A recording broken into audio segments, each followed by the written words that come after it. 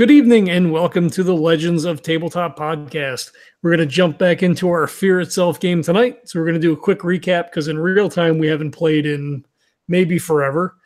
So we were just doing a little bit of that before we started. So we'll recap for the audience. So we were sitting at the bar.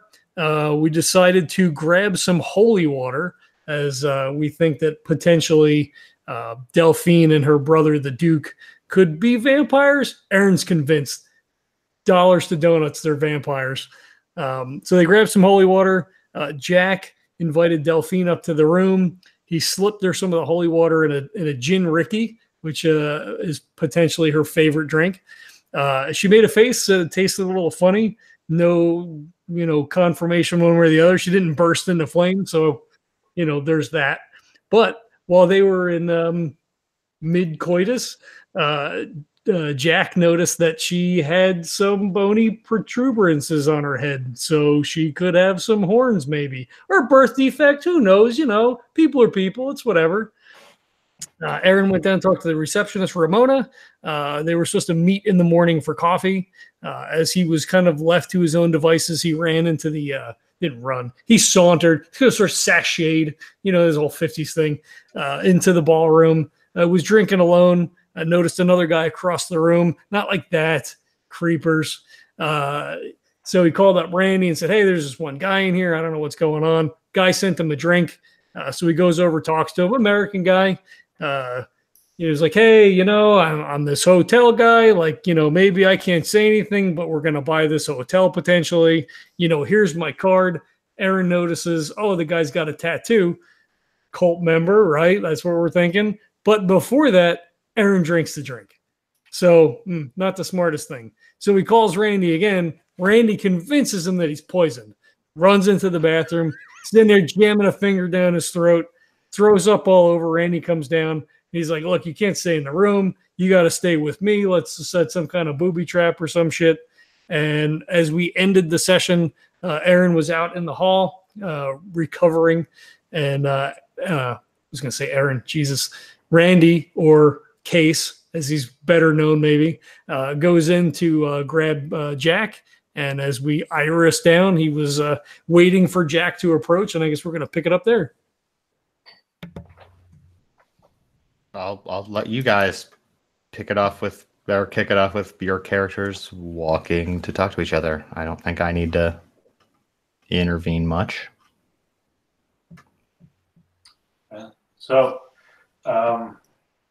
Okay, so Jack sees the other two guys there, and Jack's completely back in bros before hoes mentality at this point, and he's ready to rock. So he goes up and just kind of stands next to Erin. And just acts like he's talking to him, like normal. He says, "Hey, what's been going on here?" All right, so Erin's in the hallway. So you're talking to Case. Rant. Oh, Erin stayed out. Erin stayed out in the hallway so we wouldn't be seen together because he wasn't sure if we were all made together, if only Erin was made. So he stayed in the hallway. Randy went in to go and get you. He kind of walked in, commanded the room, kind of gave you a nod. Oh, I'm sorry. So I was in the ballroom. Yeah, you two guys were in the ballroom, presumably near the door. Yep. Okay. So everything I said is still the case, but I'm talking to Randy.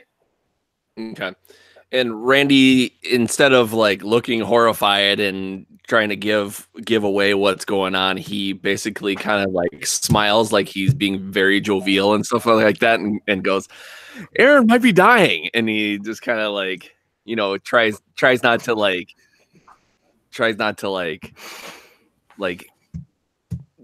seem concerned or whatever, but okay, so here's the deal. And he says it with a smile. Erin was in the bar. He met with this guy, another fly on the wall kind of guy. They had a great conversation. Apparently he's got a tattoo on his arm or on his wrist or something like that, and it looks like it's a cult tattoo or whatever. But before he got to know about that, he took a drink from the guy that actually grabbed him from that guy that might be a cult member, and he drank it. And so I made him go in the bathroom and made him puke, and he's in the hallway here just so it doesn't look like we're together. But yeah, that's what's going on right now. So Jack kind of laughs and says, like, hey man, we're in the pit of vipers. This Delphine chick has horns.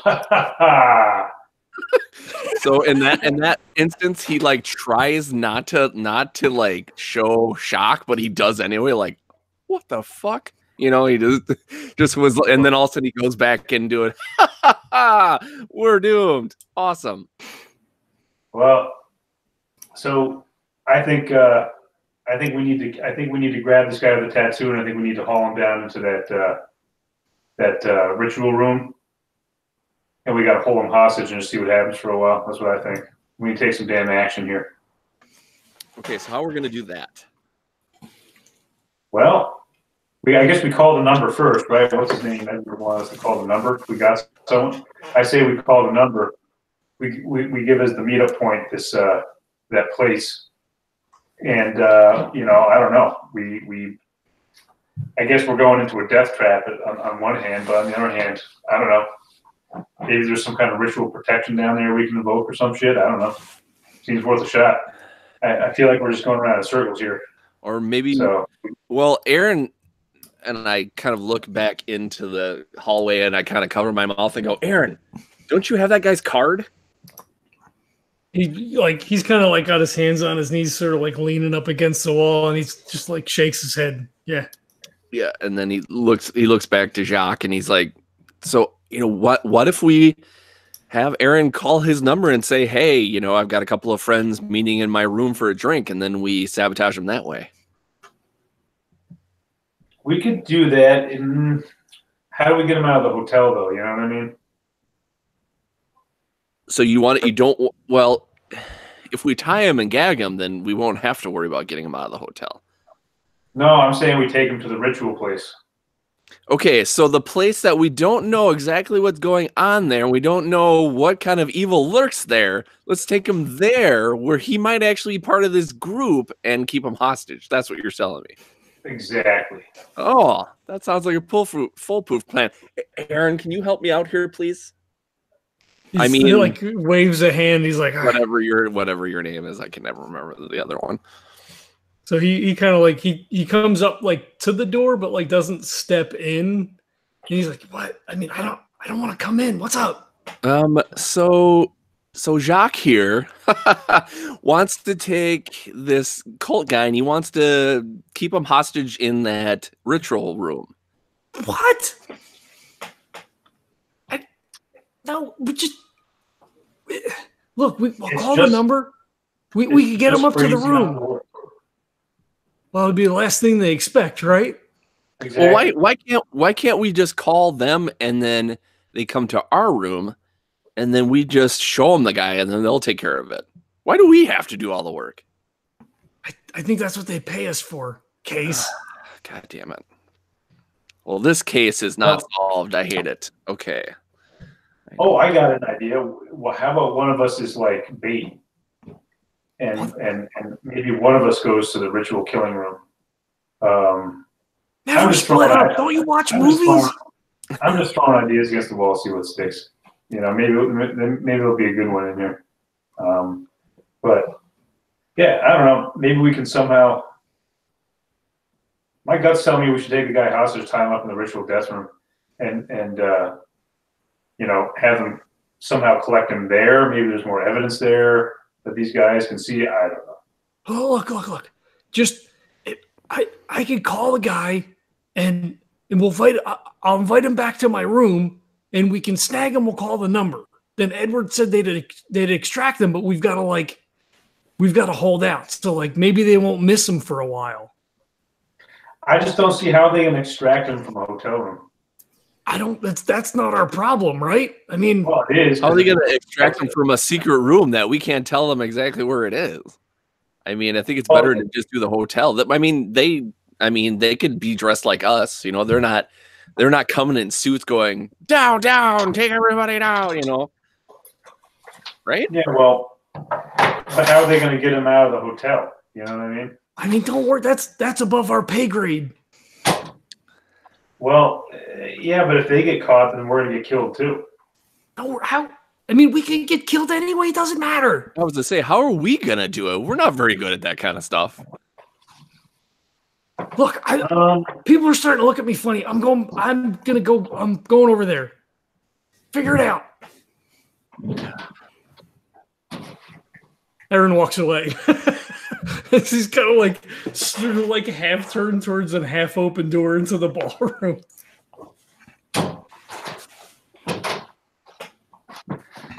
Well, regardless, we got to kidnap this guy.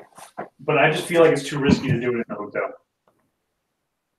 Okay, I'm going to say this again just because I don't know if I'm getting through, but I think it's more riskier to go to the spot where he might be a part of this group. Well, then let's split the difference. Can we get the guy to meet us like outside the? Why can't you just think I have a good idea? I mean, really, why can't I just have? You're the man with the plan, but can I just have a plan once? Can I just have a plan once? Can I just have a plan once? But it's not much of a plan to have the guy hostage in our hotel room where we're literally surrounded, even more so than we would be in a secret room.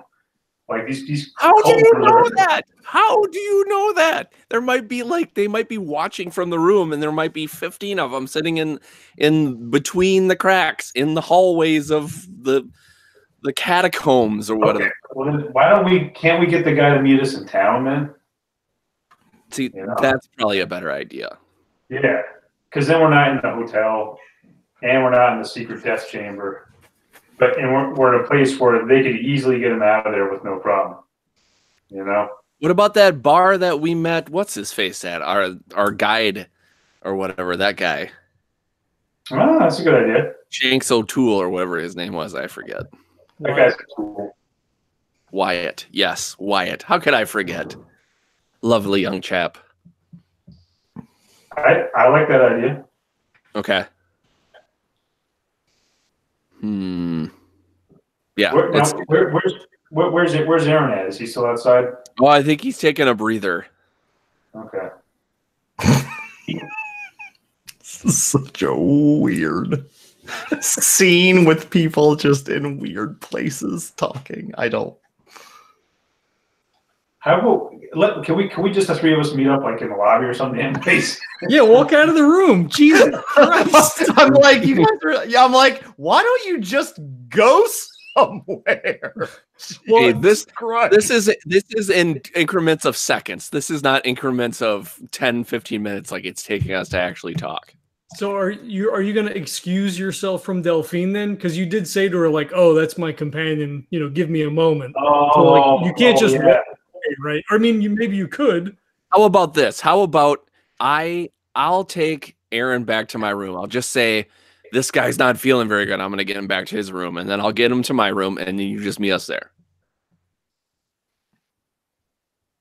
Well, no one can see Erin because he's in the hallway and he doesn't. No, I wasn't talking to Erin. I was talking to Jacques. Okay. And people know that we know each other anyway because we all kind of arrived and we've been hanging out together anyway. Yeah. You know? So it's not like some big deal. Okay, yeah, that's cool.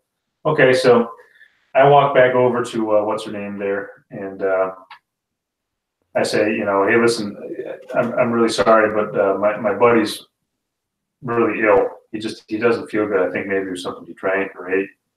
And I got to just go up and make sure that he's okay. Oh, no. I'm so sorry to hear that. But the party's just beginning. Surely we'll be around for a while. You can come back down if he's okay. Well, good. I hope so. No, I'll try and come back down as quickly as I can. But he didn't look too good. We'll just make sure that he's all set up okay up there. I'm sure we'll be back down in a little bit. Okay. Well, if you want to come back,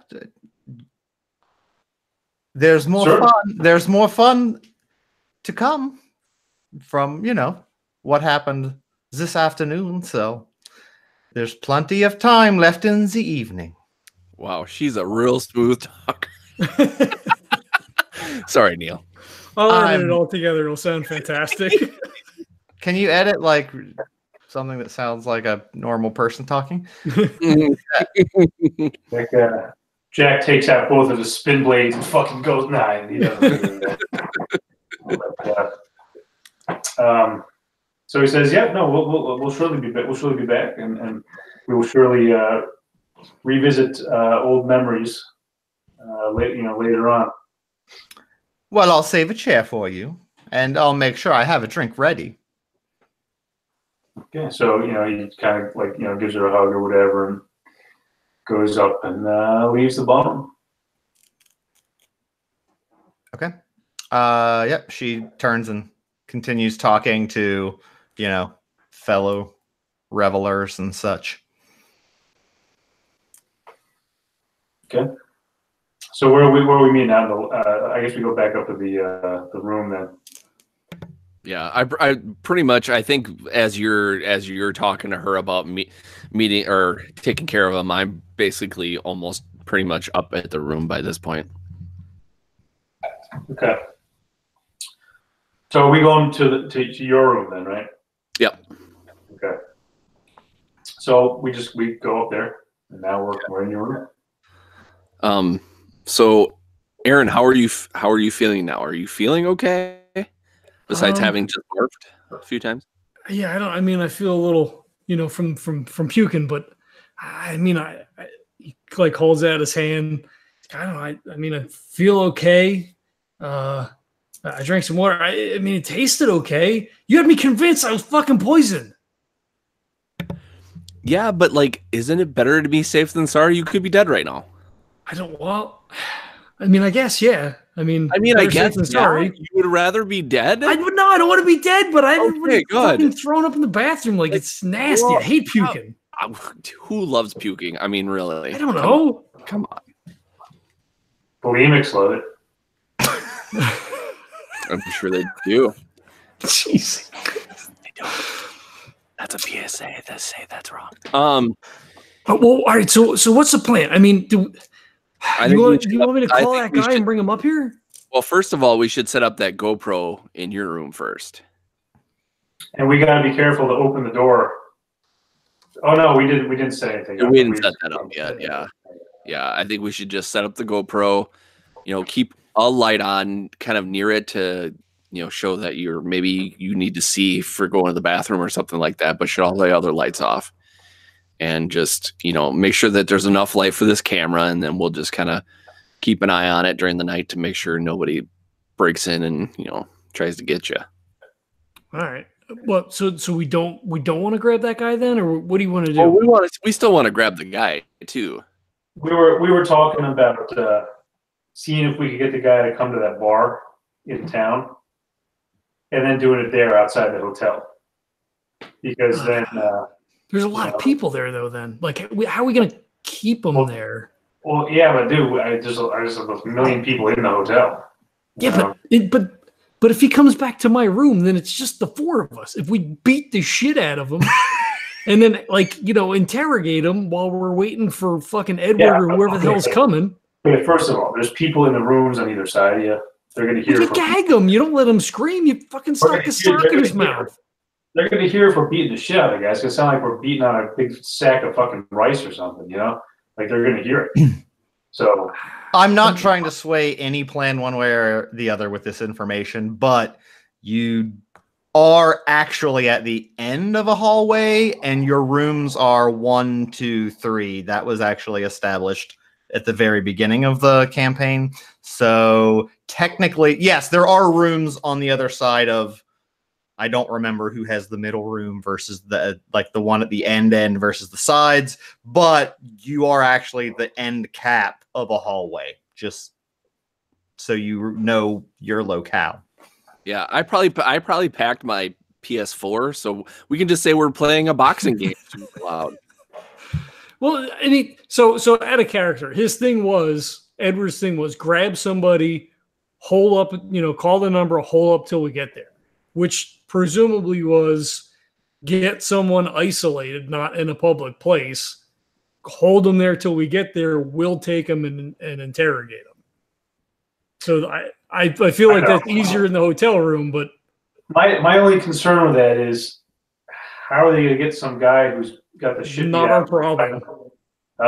That's not our problem. They say grab a guy, hold him, and call the number, and then that's all we got to do until the cavalry gets there.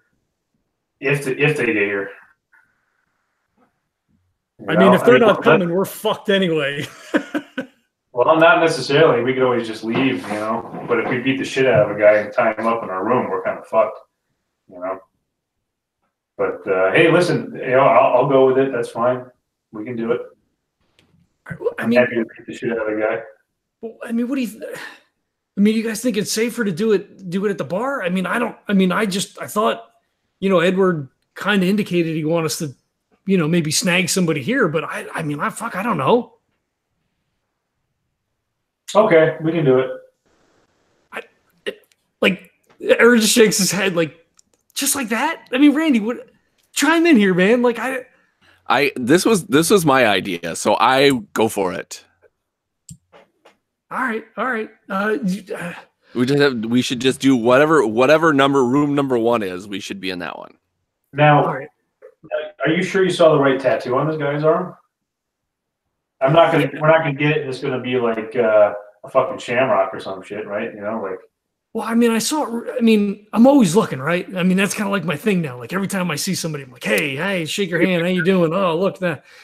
It was real quick. If we get him up, we have a couple of drinks, he takes his coat off, whatever. And we'll be able to see it a little bit better. Or maybe we just fucking grab him and pull his fucking sleeve up. And if he's not a cult member, then be like, hey, we're just fucking roughhousing here, whatever. No harm, no foul. Crazy America, Man, I gave a grab ass up there, and hey. Fuck, whatever, right? I don't know, dude. He fucking called. What's the odds that there was just? How about this? How about one of us accidentally kind of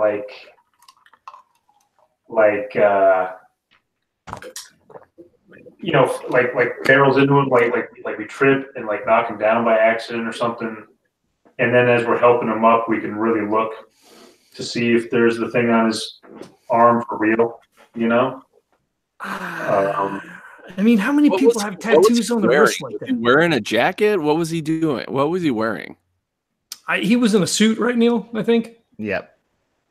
And was it easy access to see the tattoo? Yeah, so he reached across the table to give me the business card, and I'm assuming the sleeve kind of popped up a little bit. Yep. Yeah. So we could just do the whole thing where we just here's a drink, and just leave it out just a little bit farther than usual, and just make him grab for it. I think at this point, guys, we've killed a number of people, over the last however many months, right? So I think you killed one guy, the drug dealer we killed. Everything else has been monsters, I think. Yeah, I don't think you've killed any people other than the one. Yeah. Well, and that was self-defense. Is an otherworldly creature, so who cares about other people? Hey, that was self-defense. He was going to shoot you right in the street, Randy. That's pretty great. What do you mean? So why don't we just have this guy come up to Erin's room? Because I don't know if the guy might have seemed a little attracted to you or something anyway. I don't know what's going on with that, but ask him up here. Randy and I will hide in the bathroom. When he's up here, we'll just come out of the bathroom. The dude's gonna be super shocked. Then you're gonna cover his mouth, and then Erin and I will tie him up, and then we'll take it from there. All right. I like this plan, but one more thing before we fully commit. Do we want to wait to do it tomorrow night and see whether or not they try something tonight? Right. So if he's a cult member and he made me, and maybe by extension you guys, we wait to see if someone tries to break into the room tonight, right? And if we get video with the GoPro, right, then we've got facial recognition shit that they can run on that, and then we'll see who it is. And if it's not this guy, then we'll have other faces that we can be on the lookout for, right? We're building a fucking network. We'd be like one of those fucking boards with the strings and shit all over it. That's us right now. We could do that. I'm kind of getting tired of this chick, though, guys. and I'm going to be expected to, be Dude, with she's her. hot. Not with a horn, dude. She's probably a goddamn vampire or something. Wait, what, horn? What? Like horny? Like, dude, that's awesome. No, horn. Oh, I didn't tell you she has horn. Fucking what? Horns? Tell you. Bro, that seems like super relevant information to have. I told Randy, but I forgot about it after that. Like fucking horns? Yeah, pretty much. You can't really see them, but they're there. I mean, they're not vampires. Vampires don't have fucking horns. Also, I didn't tell you guys, she drank some of that holy water, and she was kind of like, ugh, something's wrong with the drink. Oh, Jesus Christ. I mean, what has horns? She's like is she the devil?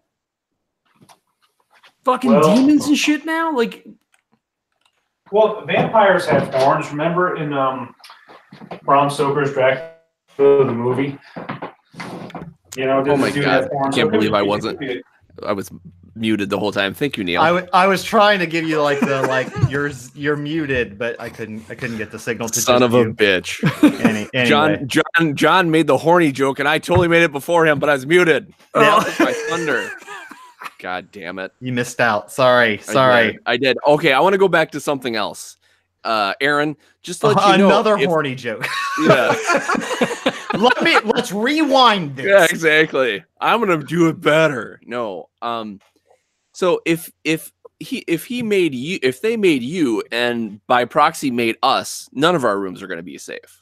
So setting up, I just thought about that. Like setting up your room, they could just come into this room. Well, but if we're all staying in here, we just beat the shit out of whoever comes in here. Well, yeah, but do we want to wait for? Yeah, I think what he's saying is we need to just expedite the process here. Proactive. All right. I'm down with this. Because I was also going to suggest that maybe I ask what's her name, play like maybe she's a good guy, maybe she can help, but maybe she hates her brother and wants to kill him. But that's all bullshit. Like the chances of that are like less than zero. So she's probably in on it too. Yeah. So I mean, let's be real. I don't necessarily want to spend another night with her. So. Well, I mean, all right. I mean, fuck. Let's do it. And just remember, I have my spinning dual blades. I just want everybody to remember that. All right. All right. So I'll call a guy, see if he wants to come up, and then, fuck, what if he comes up with other guys? It'll be like a guy standoff. There'll be fucking guys everywhere. Listen, dude, you know what? That's when I bring out the bandana hammer. Well, let's just say, are we hiding out in the bathroom still, or are we just waiting here? Okay. How about we do a code word? So if Aaron is in trouble, he can use a code word, and then we'll know to jump out and help. Well, I think we need to just come out and overwhelm the guy anyway. Yeah, but when are we going to know when to do that? Do we just do it right away as soon as he gets in the room, or what? I guess code word. That's a good idea. Okay. But it's not for him to be in trouble. It's just for him when he thinks it's an opportune moment for us to bust out and okay. Well, how about it could be both? Let's prepare for both, because if he comes with a group or with somebody else, then we have to make sure we're ready for it. How about the code word is like in the Naked Gun movies with Leslie Nielsen? How about the code word is I love it. Yeah, Aaron, could you work that into a casual conversation? I don't. I mean, that's super creepy, man. Like, dude sending me a drink from across the room. Like, I don't want to. I don't know. Well, what do you think, Aaron? You're inviting a guy up to your room anyway, so. I mean, I guess that's true. Maybe he'd be for it. I don't know. Well, no, I don't know. That to me, it would just be a little extra kind of bonus in case we're like dead in the next 5 minutes. Like, just kind of fun to go out with something funny, but. Whatever code word you guys think is fine. How about I just say like, hey, I got to use the restroom because that's where you guys are going to be at, and then you're like, fucking, yeah. We're the restroom. I get it. Yeah. That's a lot less creepy if you invited a guy up to your room. I guess, yeah. I mean, we're drinking. You got to take a piss, whatever. All right, that's fine. All right, cool. So we grab the guy, and then what's the plan? They come and get him, and then I mean, like we didn't find out. Like we didn't really find out anything yet. Like I mean, I guess if they grab the guy. How long are they going to take to come and get him? Are we talking about 3 days? I mean, like I don't know, like an hour or two, maybe. 3 hours? I don't know. It wasn't super specific. Yeah, they can send a note over like the span of like minutes. So I'm pretty sure they could probably get themselves here pretty quickly. Well, shit, why couldn't they do that when we were fighting the alien in the first episode? Yeah, well, they're assholes. All right. All right, fuck it. I'm just gonna text him. So Aaron pulls out his phone, keys the number in, and he's like, hey, if you're not doing anything, if you want to grab a drink, just chilling in the room. I wouldn't say chilling, not if he's a businessman. Talk yeah, business, if you want, man. Talk, do something about business about the hotel or something, right? Like, Yeah, fuck.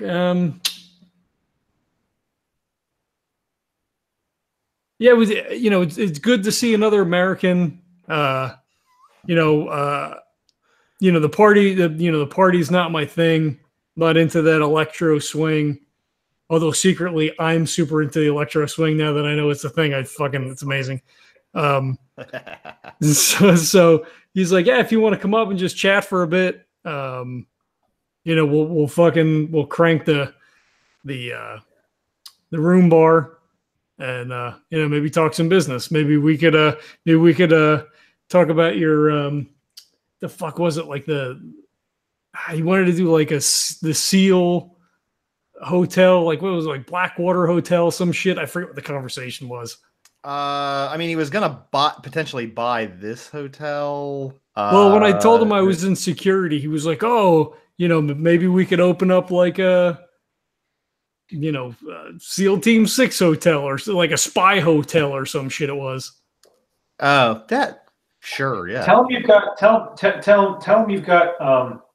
some connections in the security industry that may be able to give him some inside info on this property, but you can't talk about it down in the ballroom. So does he want to come up and talk business? Yeah, or maybe once the contract out, all these places have security, right? So maybe yeah. Tell him you got business stuff, but you can't really talk about it in the ballroom, so he should come up with a room. Yeah. Done. Boop, sends it. Okay. A minute two later, you get a text back. It says, would love to talk business. Already turned in for the evening. How about breakfast? I reply with, I've got breakfast plans already. Perhaps we can meet in the evening for dinner. Sounds like a plan. Dining room at 7? ? He just like turns the phone to the other two guys and shrugs. I don't really have any fucking business. Like, what are we gonna do here? He probably knows that we know.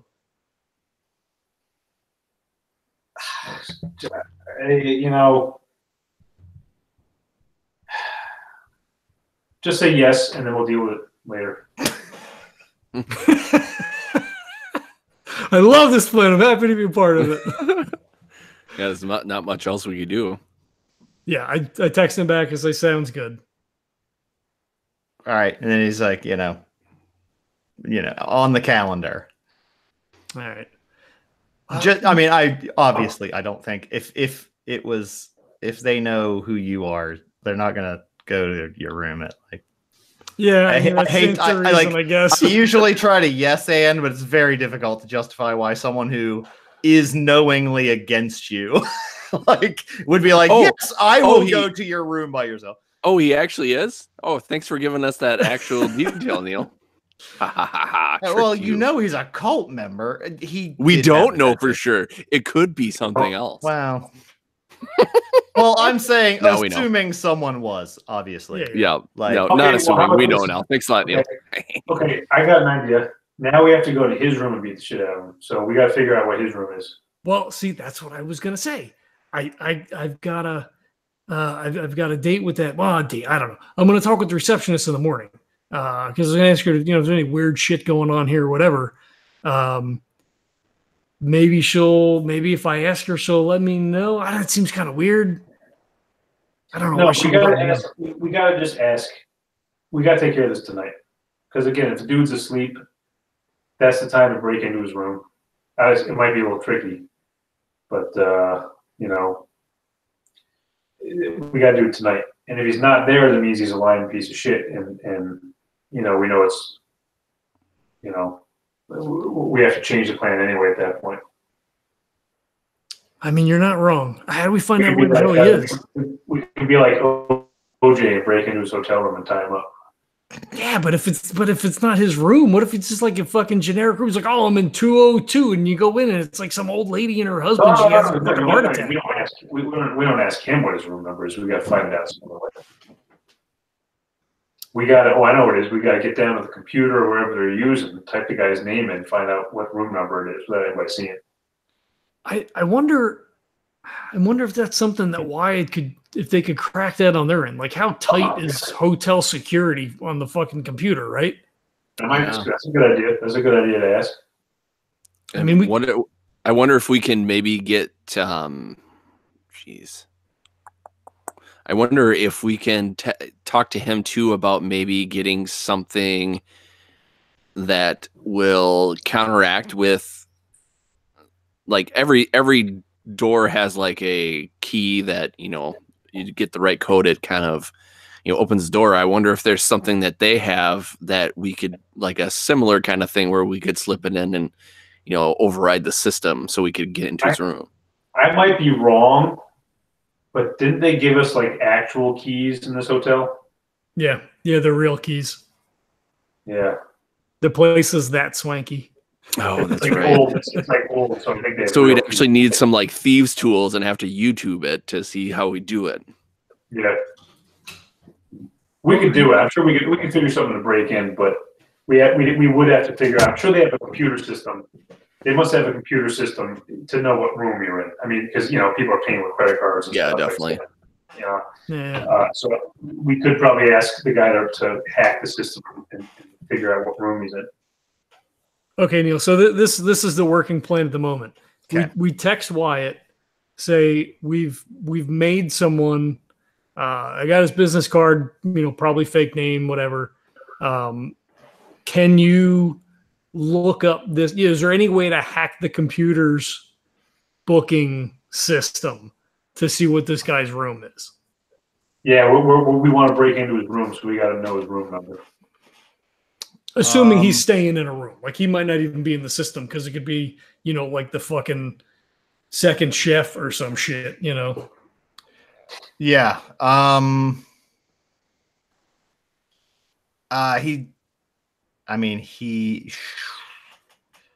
You texted him? That's the plan? Yeah, I think we have like one of those like MiFi satellite cards. I think we had established in a previous episode, so all of our shit's secure. Yeah. He says maybe Edward would probably have more resources. I don't know local I'm trying to think of local hackers if you need them on site. Could it be done remotely? Are we in contact with Edward via text or anything, or do we have to do the mail thing all the time? It's the mail thing. But that's almost instantaneous. Yeah. Well, then I think if we ask him about doing that, I think we ask him for a set of thieves tools too, because I'm sure that they could UPS, Magic PS. Magic UPS or whatever. Yeah. Get our thieves tools here to us tonight, even. Okay. Yeah. Well, is there a mailbox here though? I mean, how do we do that? I'm sure. Well, they'll probably just give it to the front desk. Yeah, but then the front desk is gonna be like, "Whoa, this thing just magically appeared in here." I mean, that's not gonna work. Well, I mean, that could have been coming from anywhere. I mean, the two things aren't necessarily, hey, I have a letter to send, to my mom or whatever. Like, here's a postcard or some shit. I mean, we wouldn't put in a postcard, but. No, I didn't think about that. What happens if the thieves' tools show up in the rooms, like the little cubby for the room? So that's what I'm saying. And no one put it there. She's going to turn around and be like, "Whoa." I didn't think about that. But P.S. Put the thieves' tools in a box, please. Well, no, even a box. But then a box will magically appear. Like. I didn't think about that as a all right. I think here's the plan for this particular situation. Here's the plan. We find his room. Jack, you fucking bandana, hammer the door down. Who cares anymore? Let's just fucking go get that bastard. No, even I'm not going to advocate that. That's just. Oh my God! One plan that you decide you don't think is logical. Yeah, it's just. I give up. If it wasn't for the noise, I'd be happy to do it, but I can't batter ram a door down without people here. It's just not going to work. Well, look. Here's the thing. I mean, we could do this all night because this is usually what we do. Well, right. Look, we could wait. We could wait in one room, which was the plan anyway, right? We wait here. If they come up in force, it's going to be a fight. If they send 2 guys to my room or 2 guys to your room or something, there's 3 of us in here. We beat the shit out of them, whatever, we try to hold them up, and then we make the phone call, right? The other option then would be, if they're going to come here, is we go there. We'll do Jack's thing. We'll go to the devil fucking altar thing, right? Because then they should all be out looking out for us. We can hide it. We could, go check I don't know what we get out of that, but. Well, I think I think the most practical solution is how can we just fool the person at the front desk so she doesn't realize that all of a sudden a magic package appeared, right? Because I like the idea of we just break into the fucking guy's room and see if he's there, and if he's not there, we can ransack and see if there's anything that we can figure out. Well, assuming that they can hack the system and tell him what room he's in. Yeah. If they can't do that. Yeah, if they can't do it, but we won't know unless we send them a card. All right. So how can we fake it out so it seems like the magic package doesn't appear? I mean, if it wasn't there, that's one thing. And if she's like, "Oh shit, there's a package here for you," like Ramona's downstairs, right? I mean, she's got the night shift, so. Mm-hmm. I mean, I could go down and I don't know. Should we be alone at this point? I I could go down in 15 minutes and chat her up. And if the package appears, it appears, and if she turns around when I leave and be like, "Oh, there's a package here for you," maybe somebody else put it there. I could be like, "Oh, yeah." You know what? I think we would just have to bank on the fact that she just would probably more likely think that she just didn't notice it before or forgot. You know what I mean? I think that would be worthwhile. Oh, thank you. I think that would be worthwhile. I don't think that she would as long as she's not looking at it and it just materializes in front of her face, I think we'll be okay. She'll just assume she missed it or didn't see it. Some of the other stuff was delivered, right? It came via mail or UPS or some shit. So there's no guarantee it even shows up tonight. It could show up tomorrow with the mail. Yeah. Let's give it a shot. Fuck it. All right. Erin goes over to the desk. He, pulls out the drawer, grabs a sheet of paper and one of the fancy, the stationery from the hotel. All right. Oh my God. And he knocked over a bunch of glasses. God damn it. So he just he scratches out to Edward "Hey, we've got a target. Here's the name. Obviously a fake. Can you potentially hack the hotel registry to find out if this person is staying in a room? We subsequently would also need a pair of lockpicks, lockpick set, if you could have those sent out to us. What do you think? Does that sound good? Yeah, sure. All right, cool. So he like seals it, fucking writes out. Do they have an address that we use? I guess. Yeah. Okay. Puts the address on and everything. Even if he's not in a room, we can use the lockpicks to maybe get back in the boathouse too, so we don't have to fucking break the window again. Oh, that's a good idea. Right? I mean, that's probably useful to have regardless. Mm-hmm. Wait, did you go? You left through the window again, right? We went in and out of the window. I was like, did you unlock it and walk out? Because then it's probably still unlocked. It had a hasp on it. It had a padlock on it. Oh, that's right. That's right. Yep. All right. Do we want to go down together? You want me to like run down? I feel like that may be like a super bad idea now. You want to go by yourself? I mean, I wouldn't have thought about it before, but well, you know what what? The fuck we are now. Plus everyone saw me bring you up to this room, so maybe you're just trying to get back your sea legs from not feeling good. Sure, yeah. I throw an arm over my shoulder. You're walking me around. Yeah, there you go. All right, cool. You gonna be okay here by yourself, Jack? Yeah, sure. All right.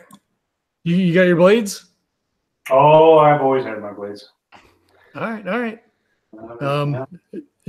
If you need us, like fucking text us, have your phone open or some shit. Just leave us on speaker or something. I don't know. Okay, I can do that. I'll FaceTime you. All right. Yeah. Just don't say anything because it's gonna be really weird if my ass starts talking while we're fucking standing down there.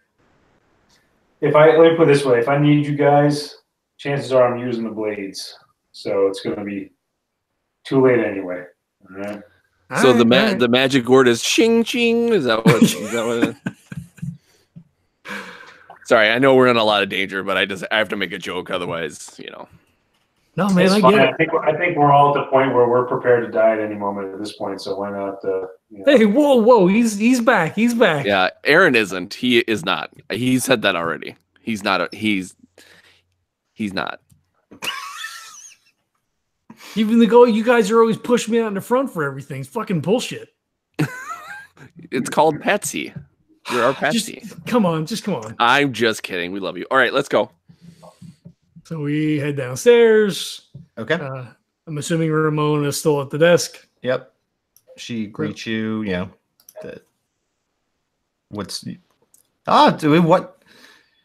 Why are you down here so late?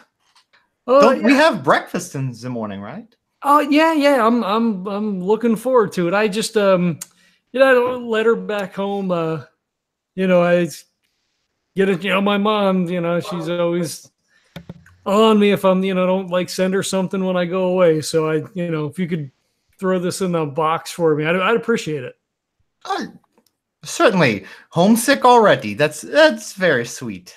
It's just I want to stave off the inevitable phone calls about you never call. It's a whole thing. It's nice that you're nice to your mothers. It's a good sign. She's a saint. I tell you. Not many people are nice enough to their mothers. That's what my mother has always said. That I am sure that you are absolutely fantastic with your mom. I try. I hope so. I look forward to tomorrow. Excellent. I'll see you in the dining room. Great. And he probably still has the hat on, so he like tips the hat. She kind of curtain on, nods a bit. Yeah. All right. My favorite part of this game is when we get to flirt with Neil. Yeah. Up here, I am that character. I'm my own. I am Ramona in that moment. Fair. As we start to turn, I'm assuming nothing like pops up in that. Because I think we timed it at one point, and it was like, Yeah, we did. 10 minutes or something before the letter disappeared or something like that? Yeah, it's some amount of time, but yes, Okay. not instantaneous. Okay. I'm assuming if she finds something, she may call. Maybe not if it's that late. Yeah. It would be not customary for her to tell you that like right away. She would either tell you the next time she saw you, or if you asked, then Yeah. I just don't know if it like showed up in 5 minutes. If she'd be like, "Oh, he was just down here. Maybe he's still awake," kind of thing. Sure, if it showed up in 5 minutes. Yeah, I assume that it's not. What? Okay, yeah. Well, how about you go back down and I know I probably can't tell you this because I'm not actually there, but like just as an aside, maybe go back down 10 minutes and like be like, oh, you forgot something, or you want to tell her something about breakfast tomorrow, just to see and then if it was there, she'd be like, oh, there's something here I must have missed for you. I mean, she already seemed kind of surprised that we were out and about, like not at the party. Like, oh, what are you doing down here, kind of thing. It'd be kind of weird to go down again. No, you could say, oh, I forgot to put something on that postcard or something, or I forgot to, you know what I mean? Just so she could hand you back the postcard, so you could just like sign it or something that you forgot, and then maybe she would see that there was something there. I don't know. Would she be able to get it back out of the box though? I'm assuming it's like one of those metal. It's an old place, right? It's like a little metal mailbox, kind of like what they have at the Biltmore. Oh, I don't know. They usually have little cubby holes, don't they? And they put shit in the little cubby holes. That's for the stuff you get, yeah. But I guess to send out, they would have a thing that sends out. Sure, I would say they would have a box of some sort that they put it in, that the mail carrier picks up. Yeah. I mean, you could always make any excuse. Oh, I'm out of shampoo, or I just noticed I didn't bring floss or something. I don't know. Oh yeah, can I get fresh towels or something? Like, yeah, or like, oh, I wasn't feeling well, so could I get? Do you have the equivalent of Pepto-Bismol or whatever? I don't, you could always come up with whatever if you needed. Yeah. I mean, maybe he'll ask for towels in about 20 minutes. Ghost Facers should make a product called Ecto-Bismol. Make it green. Yeah. If anybody out there is listening to this, that's my idea, so don't steal it. It's already trademarked. All right, so I guess we go back up to the room, and he'll have that conversation with Randy. Be like, hey, what do you think? Maybe like 20 minutes. I call back down and tell her I need like towels or some shit, and then if the package is there, she'll be like, oh, it's weird. I just noticed there was a package. I must have forgot to give it to you. Yeah, that's a good idea. Okay. All right, cool. Okay. Yeah, I don't know if you want to do anything in the meantime. Nothing happens in the 20 minutes. Okay. They're just sitting in the room. So like, he's like, all right, here goes nothing, I guess. Grabs the phone, calls down to the desk. Yes. Charles, right? Yeah. Charles, yes. Is there something I can do for you? Oh, I was just it's so forgetful tonight. I meant to call down and ask for some extra towels. You think somebody could bring that up for me? Yes. I can send someone right away. Strange. I must not have noticed it earlier. It looks like you have a package was received. Yes. I didn't see it, or I would have given it to you. I could have sworn the box was empty when I started the shift, but I must have overlooked it. Would you like them to bring it up to you as well? He puts a hand on the phone. He's like, oh, shit, there's packages here. Should I go get it? I'll get it, right? Go get it. But no, you know what? I stretch my leg. I'll come down. I mean, it's a pleasure to see you every time I pass through the lobby anyway. Oh, you're too kind. Are you sure the housekeeping staff could bring it up with the towels if you want?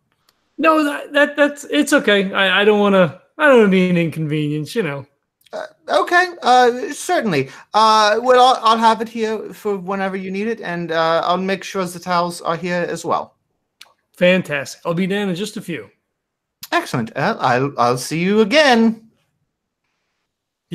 He winks and then realizes she can't see it and says, he's like, oh, great. See you in a few.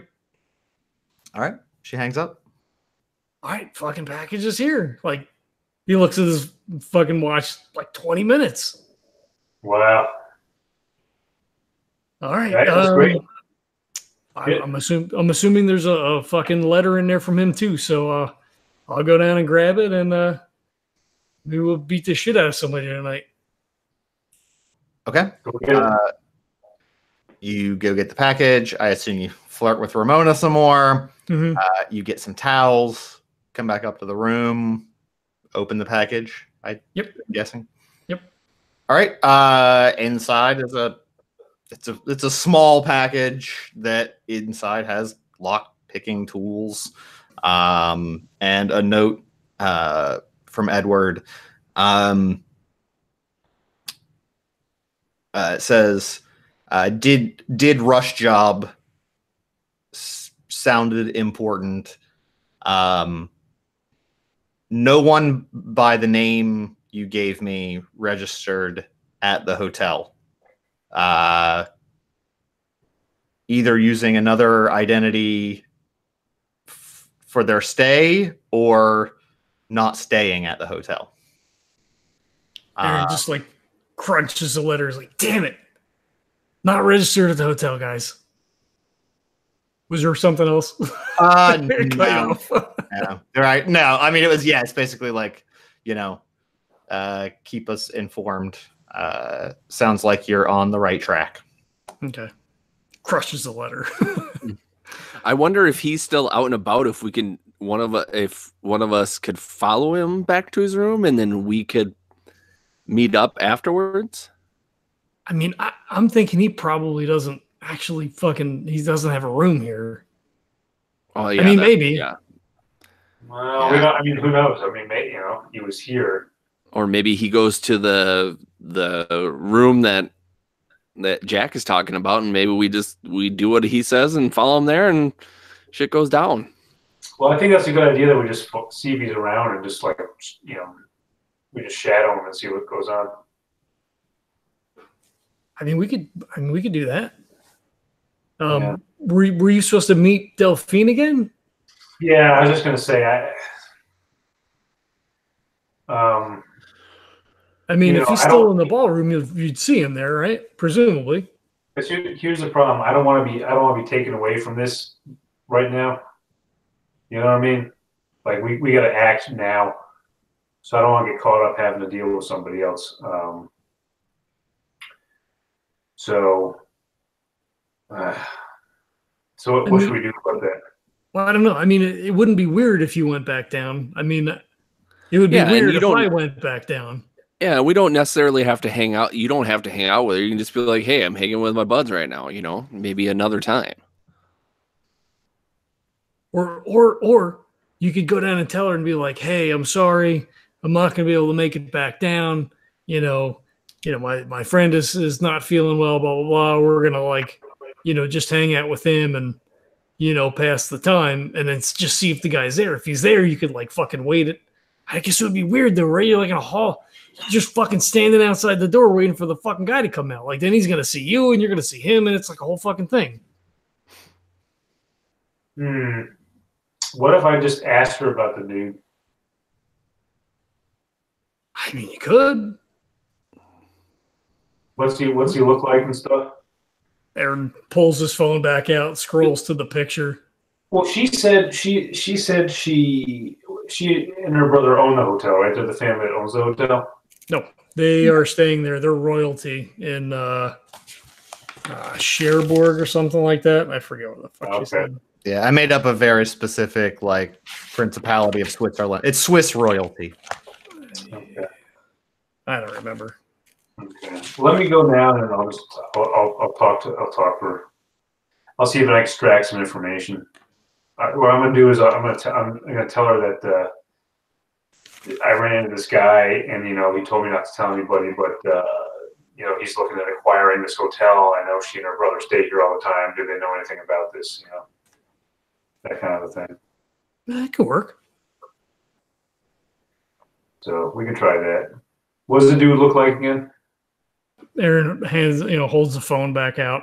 It's like a, I don't know, guy in his probably late 20s.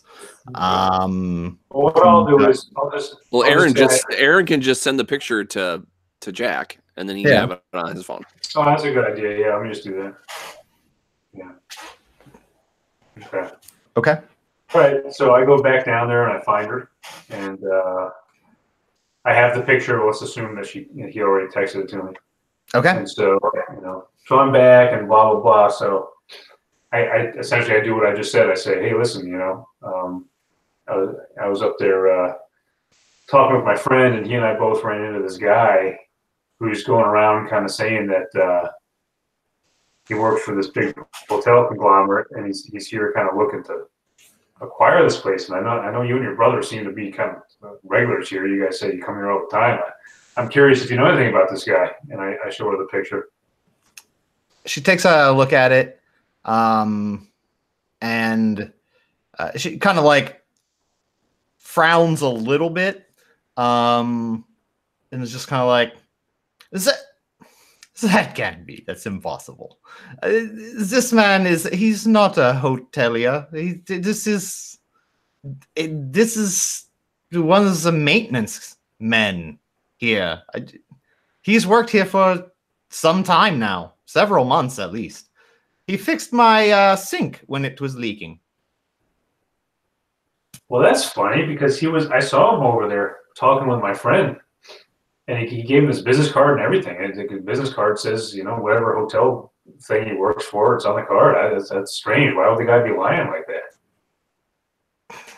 I don't know. That sounds very curious. I saw him all dressed up and thought maybe he had a date or something, and then met up. I guess. Yes, I guess I remember him meeting up with your friend, but I don't know what they were discussing, but he's not buying this hotel, and certainly I don't think someone like him would be necessarily. I don't think it was an undercover job. He didn't seem to be too personable whenever he came to the room anytime. But yes, I'm pretty sure he's hotel staff. I guess that's interesting. So you don't think he's staying here at all? He maybe just lives here, like in the servants' quarters. Oh, yeah, I'm sure I'm sure he has a room in the staff quarters out back. Certainly, I'm sure that's where he'd be staying. Do you know his name? Have you seen him enough where you know his name? Because I may want to alert the management here that there's a guy misrepresenting himself. It's. I wouldn't want to get him in any trouble. He seems harmless as far as as far as I've managed. I would hate to get him in trouble. I mean, perhaps he was just trying to get some free drinks or something. Well, everyone likes to pretend it's a party. Well, if he's coming up to fix your sink, I would hate to see you harmed in any way by someone like that. Oh, trust me, my dear. He couldn't do any harm to me. Well, you don't know his name, or I only know Kenneth is his name. I'm not sure beyond that. Well, that was his name tag. Well, I'm not looking to get anybody fired, but on the same token, it's kind of strange to me that someone would be behaving in that manner. I should hope not. Let's Yeah. Well, let's forget about it. But my friend, unfortunately, which I came down to tell you, he's really not feeling well. He's actually very homesick. He's having some relationship problems. I won't get into detail, but I hate to do it, but duty calls. I have to go spend time with him. Poor baby. I understand the pain of a broken heart. Of course, comfort your friend. Would you care for a bottle of something to take with you to help console him? I think he's had enough. I think that's one of the reasons he doesn't feel good. So I would love some, but we're probably going to decline. I think we need to get him to sober up a little bit and feel better. Oh, okay. Whatever you wish. Keep in touch. I'm still here this week, so you know where to find me. Oh, I would much rather be spending the evening with you, believe me. But, well, I suppose I'll just have to have fun by myself this evening. Well, and I guess I can keep a better eye on my brother that way. Your brother, he stays here quite frequently, and that's one reason that I brought this up to you. I would hate to see something happen to the hotel. Oh, I greatly appreciate the information. If that were true, if someone were going to buy this hotel and make any changes, and this whole aesthetic, it's quite unique here. So I would hate to see someone take it over and ruin it. So I appreciate it. I'm sure we have no reason to be in the hotel business, but certainly we would make it difficult for them to make that transaction if possible. We like the hotel as it is, and we'd hate to see anything happen to it. Well, I would wholeheartedly support that effort on your part because we enjoy the hotel just the way it is as well. So I take her hand, kiss her hand. I go up, blah, blah. She curtsies and was like, until next time, my darling. So I make my exit, go out, go back up. Are they still in the room? I can't remember if they're in the room. Yeah. Yeah, we would have stayed. All right. So I go back and I say, hey, I got a name. Looks like this guy's, if this woman's telling me the truth, which she could be totally bullshitting me, but what she told me is that this guy's name is Kenneth and he's actually a staff member. Son of a bitch, you're the man. That's great information. Why does Kenneth sound familiar to me? I don't know. That's not the name that was on the card. It was like Timothy or some shit. He reaches into his pocket, pulls out the card as I look at my notes. The card is Thomas Kine. Thomas, okay, yeah. I was close. Yeah. Well, they are. I'm sure there are servants' rooms that I'm sure they are certain employees. Let's call them employees. This isn't the Middle Ages, I suppose. So, employees. I wonder if there's a way we can find out there's a guy named Kenneth. Fuck, I don't know. I don't want to go down to like sending we can't just be like going up and down the fucking elevator all night sending postcards and shit. Like, well, here's the thing too. If he works for this place and he has that cult tattoo, everybody working at this place could be that. Hey, yeah, nice inference there, Sherlock. I don't know though, right? I mean, I didn't see anything on Shelling when we came in, and the bartender didn't have anything on her wrist, and I didn't see anything on Ramona. Yeah. You're right. I mean, I think they're infiltrating, right? I mean, if they're using this place as a base of operations to pull in like wealthy, I don't want to say philanthropists, right? Because they're like fucking murder cultists or whatever. But, this is where the money is. So this is where the movers and shakers are. So, they have people doing their bidding, I guess, or whatever. Well, okay, so Ramona's the only one that's awake right now, right? She doesn't know the other two, correct?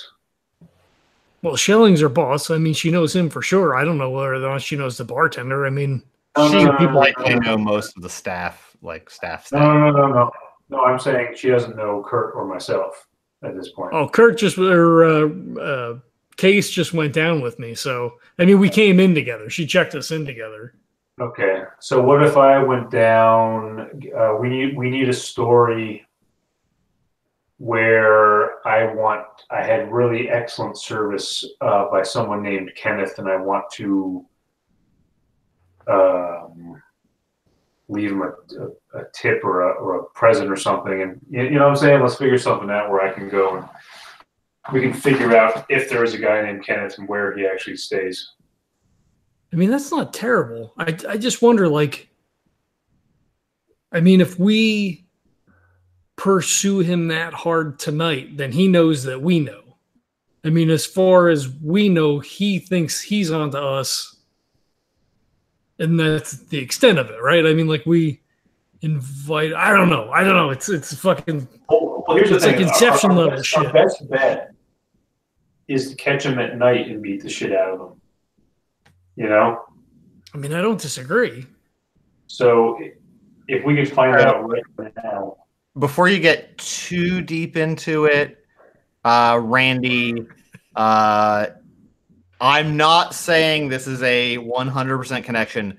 The guy who beat the shit out of you's name was Kenneth Brady. Yeah, see, that's why I was like, I wondered why that sounded familiar. That's the name you got from when you ID'd him from the parking lot footage.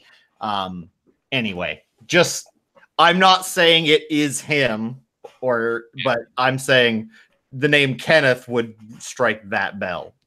Okay. Well, so I mean, Randy looked at the picture. Not that it's like a fantastic picture, but did it look familiar to Randy at all? Like, you make like a notice roll or something to like. I mean, there's no like. I don't know what else. It was pretty quick, but sure, it could be him cleaned up. Like, yeah, like it could be him. Yeah. Oh man, Randy, you're gonna have to like come up with some kind of Arnold Schwarzenegger-esque kind of little tagline after you beat the shit out of this guy. Yeah, exactly. Well, shit. I mean, if you think it could be that guy, I mean, Edward didn't think that guy would be here, right? I mean, yeah.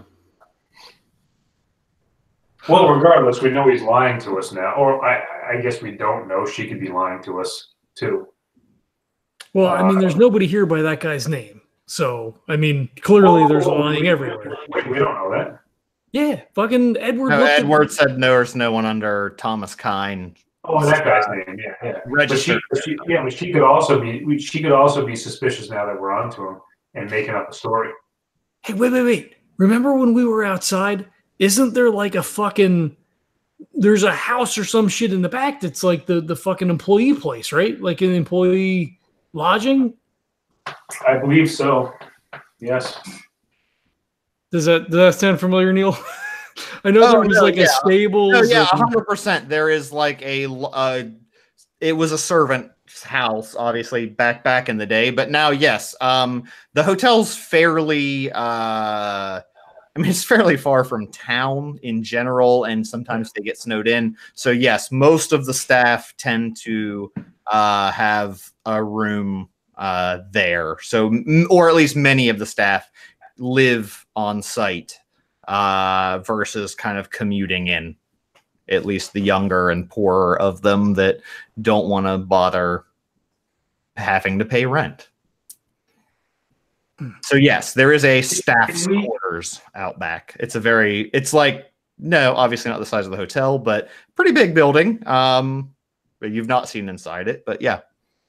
Okay. Can we bribe the bartender to give us the information? I mean, we don't know who's in and who's out of stuff, right? Like, well, there was no tattoo on the bartender, right? Well, the one night while we were there, when we got fucking Manhattans or whatever, when we went in for dinner the first night, she didn't. She was an American She didn't have a tattoo. But So there's no guarantee she's there now. so Jack, did you see him in there when you talked to what's their face again? Notice check? Oh, wait, say that again. I'm sorry. Did you see the guy? Did you see Kenneth in there when you were in there the second time with what's her face? I didn't see him, but stupidly I didn't look. Okay. Because what we could do is we could take a look and see if he's in there still, and if he's not, I say we just go for it. We just see if we can. I'm sure they're gonna have some windows and stuff like that. We can kind of see what's going on, and if there's nothing going on, well. Going on where? On the employee quarters or whatever. Oh, are those being used now, though, Neil, or are those like abandoned? Oh no, the current employees, some of the current employees, typically the younger ones, decide to live. They actually live on site, and rather than commuting because it makes it more convenient. In that place, not in normal rooms, right? In the old. Oh yeah. In the out in the other building, they have their own like I think sort of dorm style. What used to be servants' quarters, but are now employee housing. Yeah. Okay. Because I think it's kind of like hotel here, road that leads to civilization or whatever, and then out in the back there is like a like a 3-story. Fairly large for a house, but not like hotel size, that current employees would live in right now. Like they would go there right now to sleep, when they're off shift or whatever. Yeah. So I think that we should have Jack just peek his head in, see if the guy is still around. If the guy still isn't around, I know this is kind of a long plan. But then have him go to the front desk and do that whole thing where you're like, I really want to, I'd really like to tell, Kenneth that he's doing a really good job. Well, I don't know. Because then if we do that to the front desk or something like that, then there's too many people that know that we're looking for him. And then if he goes missing or if we go kick the crap out of him, then no, we did it.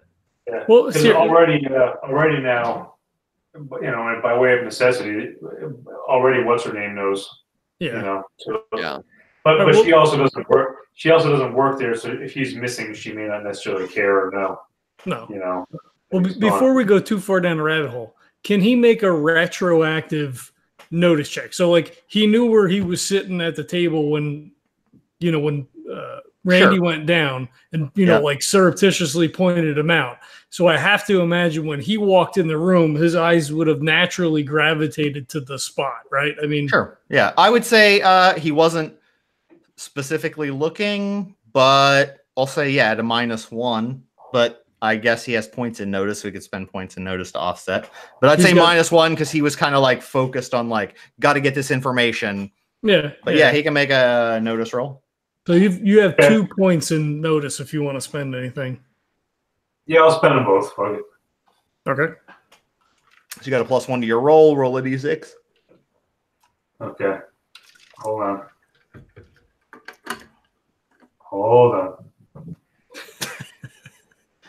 Keep holding.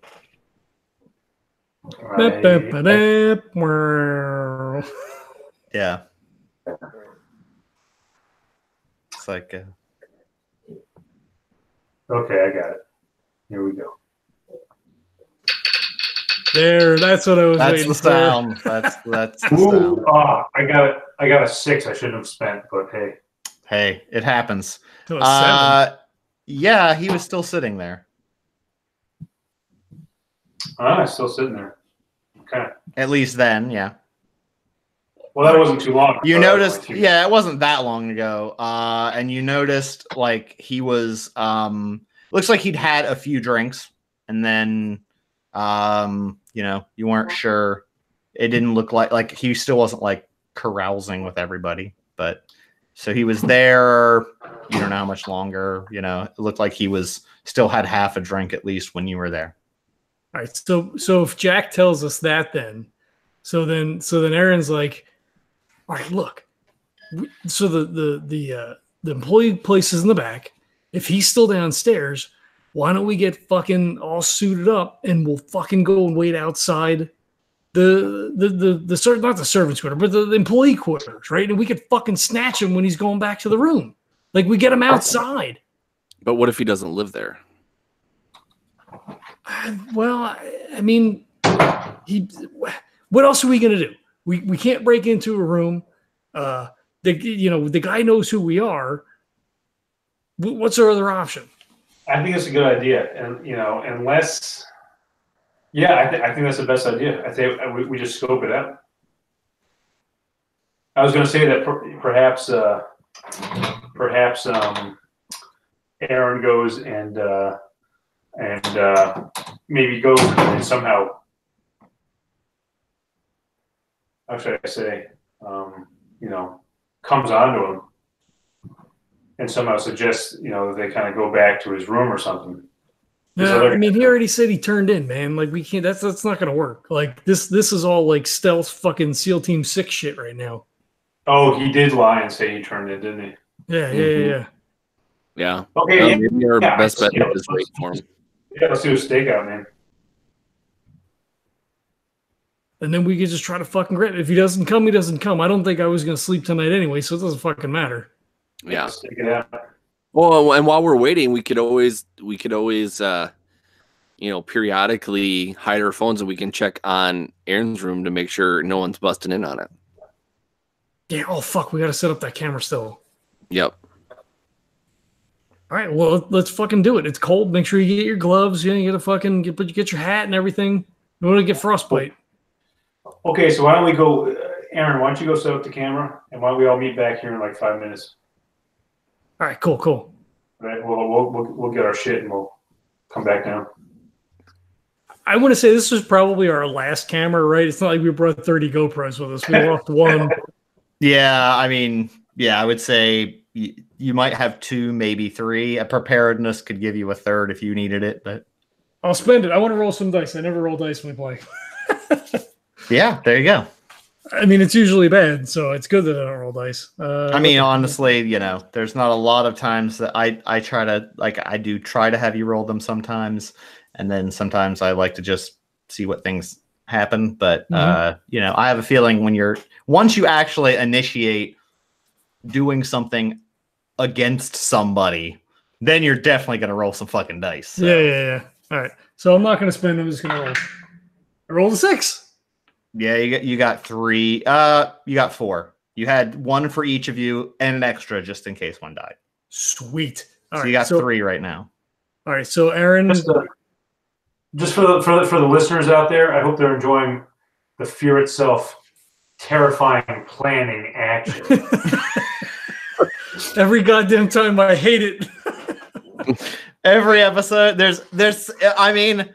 If you are type B, this might be the scariest podcast on the internet, though, because you're like, just stop planning and do a thing. And you guys are like, no, what if this happens? What if this happens? Well, but here's the thing, right? So this is a modern day horror scenario being, genre savvy as players.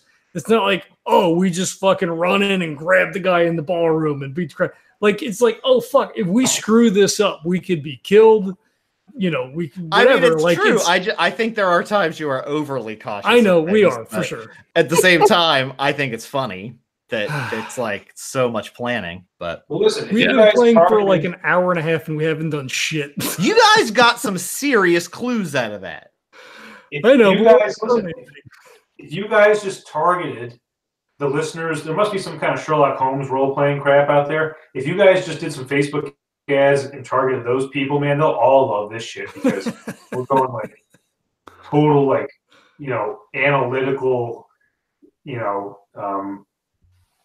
anyway, I'm done. Yeah, instead of the ghost facers, we should just call ourselves PAF, prepared as fuck, because that's what we're doing every single night. Yeah, I feel like this is the pace of like like we need the Agatha Christie readers. Like it's a really long, drawn out mystery that's carefully executed.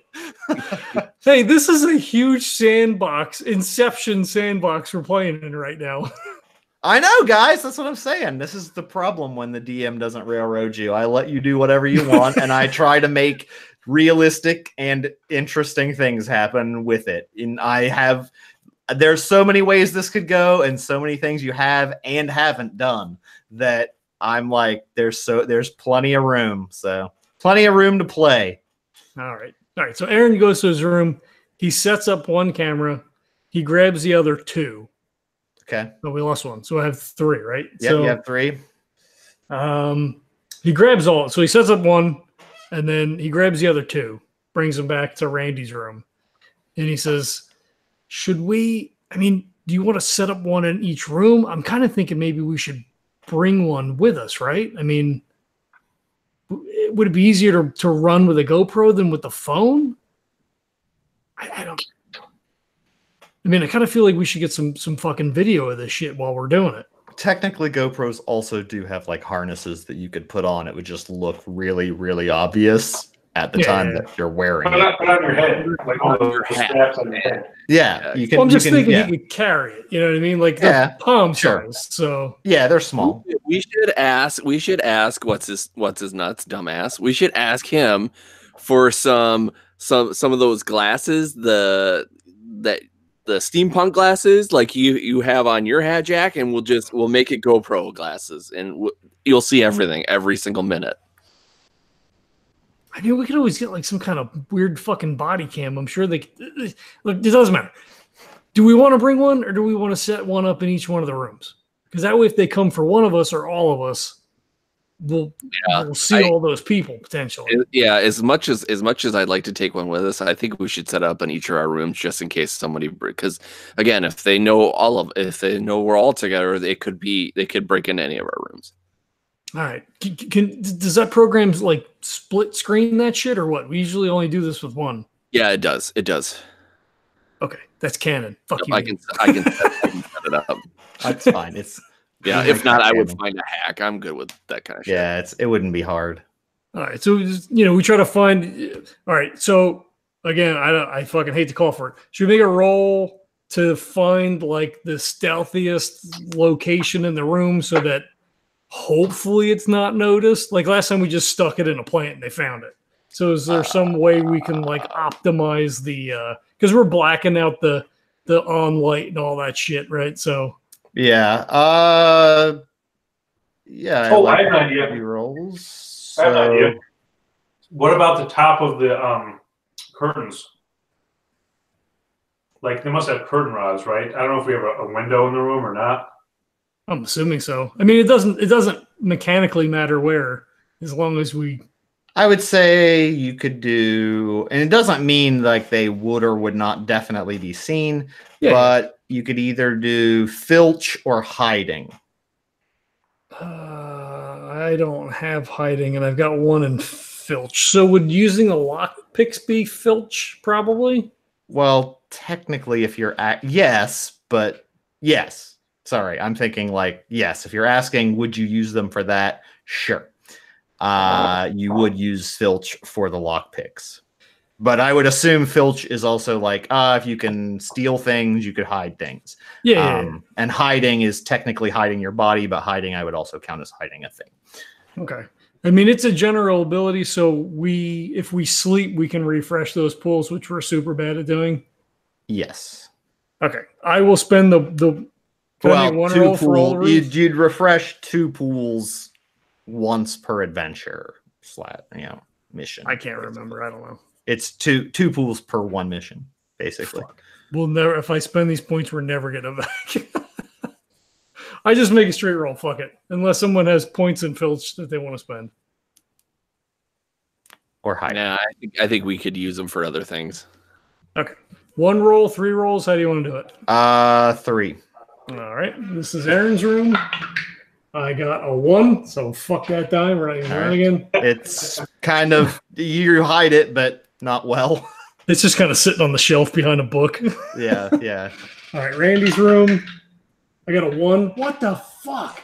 All right, don't ever let me ask for fucking rolls again. Randy's room, you just put it by the fucking alarm clock, like it was just like left there but not on.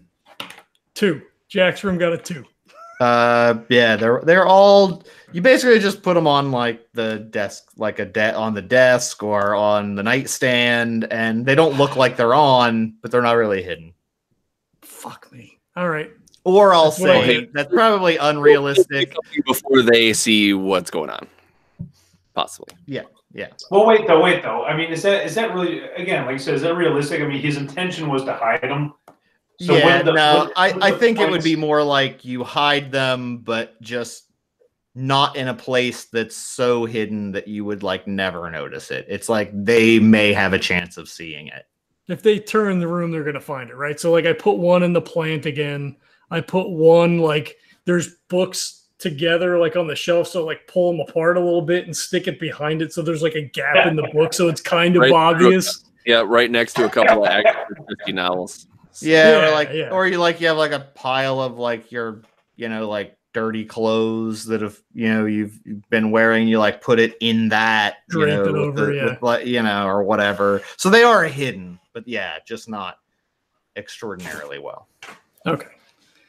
And then I guess he's got his blades. I guess I take the lock picks and I guess we roll out. All right. Let's do something, guys. Is this where? But I thought you had a hard stop. No, was that a joke text? Well, so he's at 10 my time, which is still another hour. Oh, okay. That makes much more sense. We're in 3 different times. Because I was like, wait, what's happening? Okay. You guys have to go. We're gonna continue without you. Okay. You guys go outside. I take it toward the employee quarters. Yeah, I mean, he would try to be surreptitious, like if there's a different exit, so that like they weren't going past the concierge again. Yeah, there's like a side door where people come in sometimes too, right? Yeah.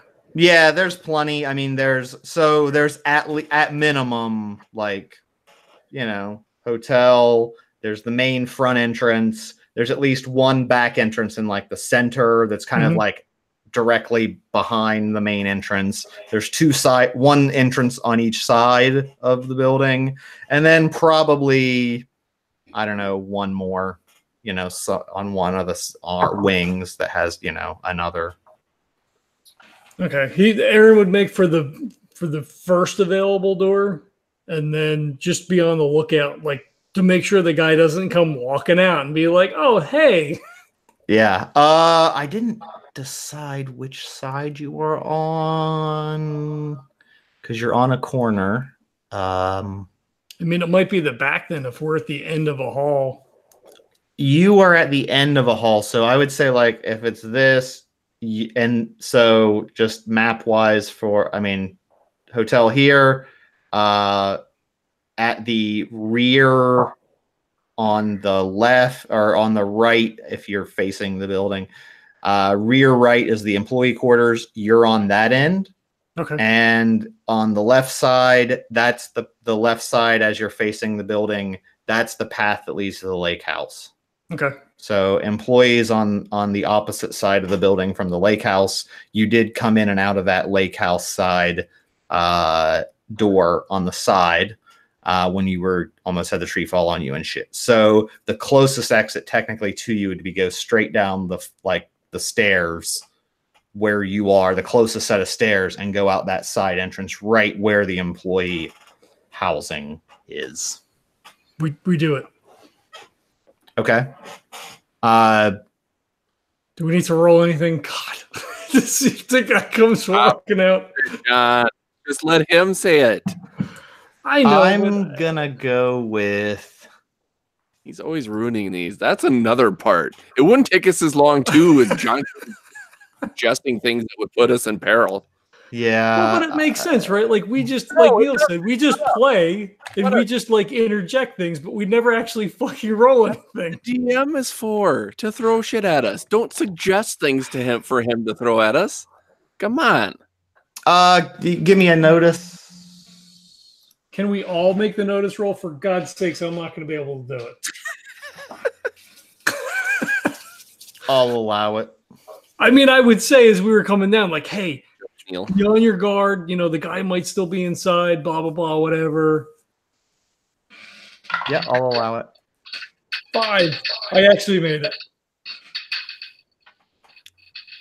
I'm gonna spend a point. I got a 3. Okay, I'm gonna spend a point just because usually when I roll notice and it fails, bad things happen to me. So Okay. it's nothing. Ooh, a 6 with the 5. Okay. He's the eagle eyes for the whole group, man. That's right. Well, I'm probably on like high alert now that I heard Kennan's name. There's You're no going down. You're going down the stairs. You take a peek out, like so in the hallway. No one's coming down the hallway. If you peek out, you're peeking out the windows of the door that leads outside. You don't see Kenneth. You do see looking like they were kind of like walking from the front of the building around a couple, a guy and a girl who were kind of like obviously look like they'd probably been out on a date or something, and they look like they're walking toward the employee building.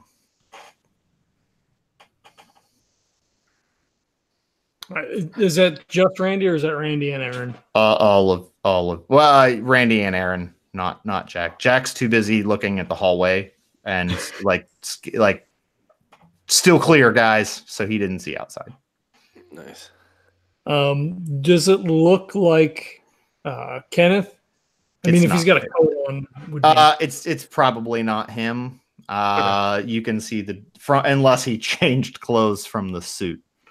And with the girl would also like there'd be a lot of stuff happening for that. So you're thinking it's probably not him. Okay. Hey, let's give them a minute and then we'll fucking shoot at the door, right? We'll just get in behind them. I don't see why it would matter if they saw us or not, right? No, especially if we're out. We can just say we're out having a smoke or something, or just whatever. Yeah, we can just pretend we've had a few too. Right. So we wait for them to get, a little bit off, not like directly. So they're past your door. So if you exit, you're behind them. Yeah, that's what we're looking for. Yep. Okay. Then we'll wait until they're like, 20, 30, 40 feet away. Okay. You go out there in their own world. They don't seem to notice, but I'm going to need a notice check from you guys again. Yeah. Oh, I got a 1. Oh, you son of a bitch. All right, let's see.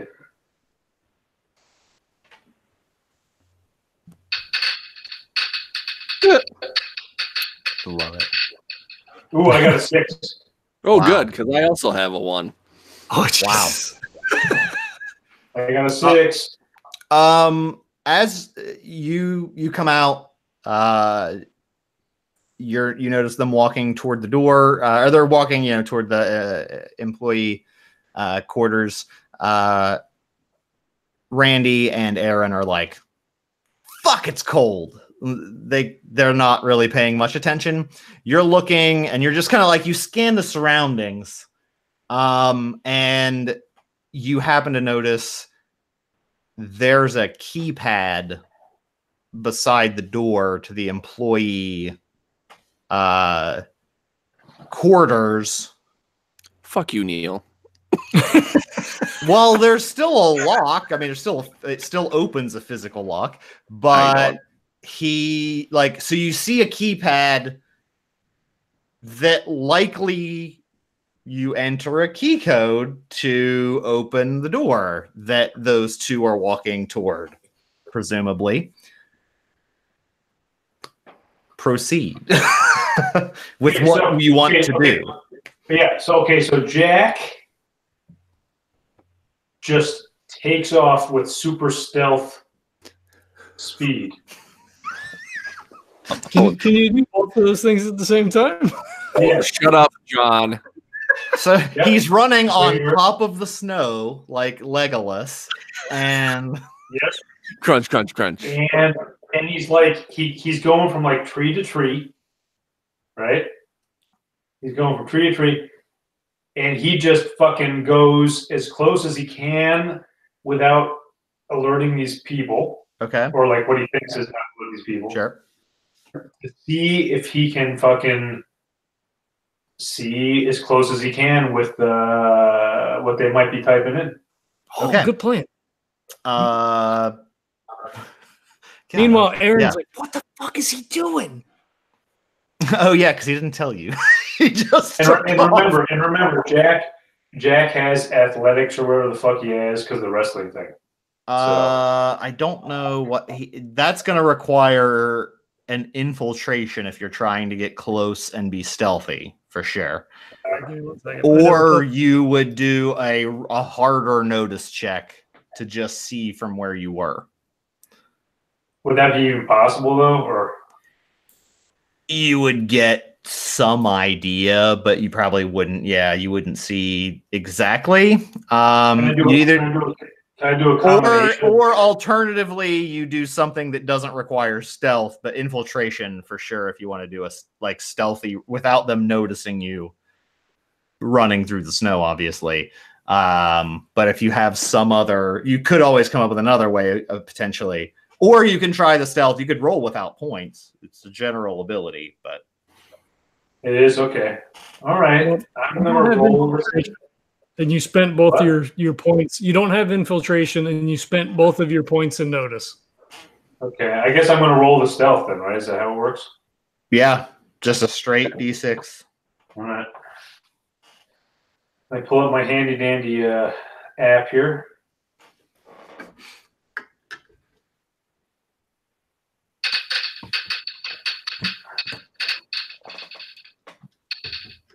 Five.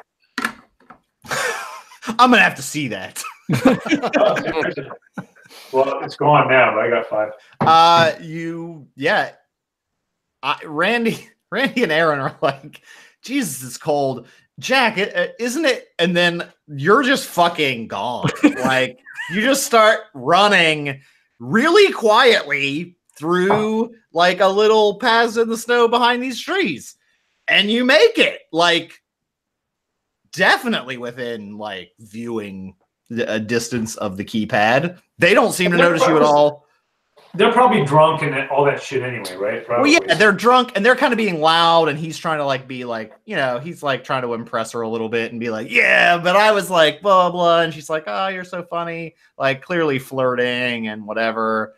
So they don't really care or notice.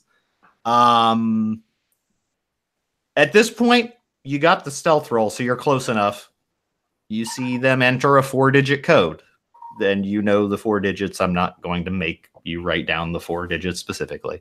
So there's a 4-digit key code. Beep, beep, beep, beep.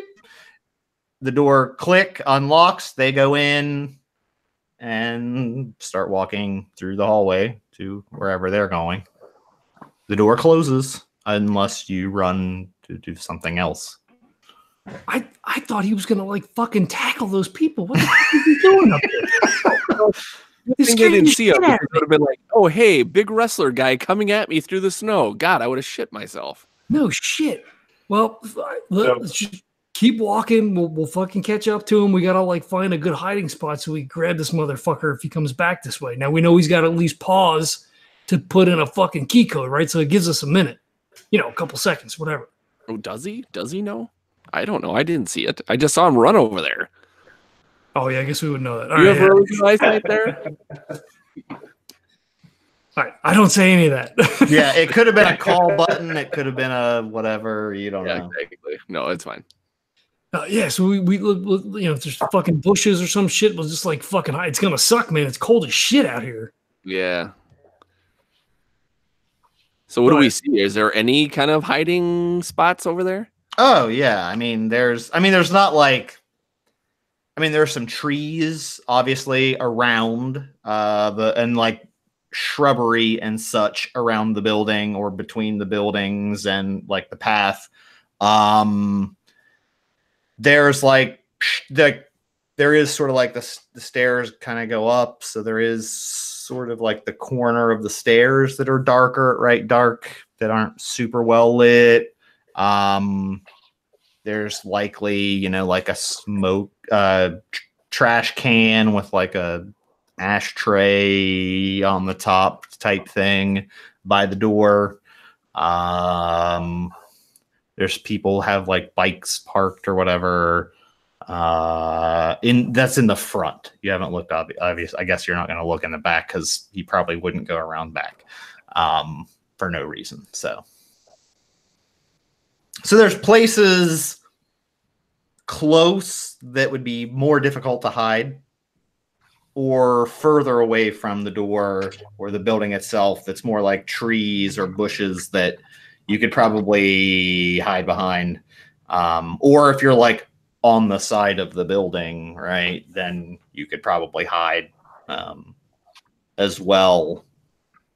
But you're going to be further away, so it's a trade-off of stealth versus opportunity.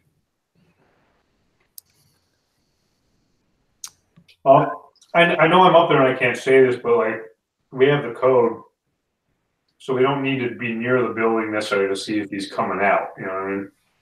But we don't know if he's in there. Well, I mean, Aaron's thought was to grab him as he was coming back.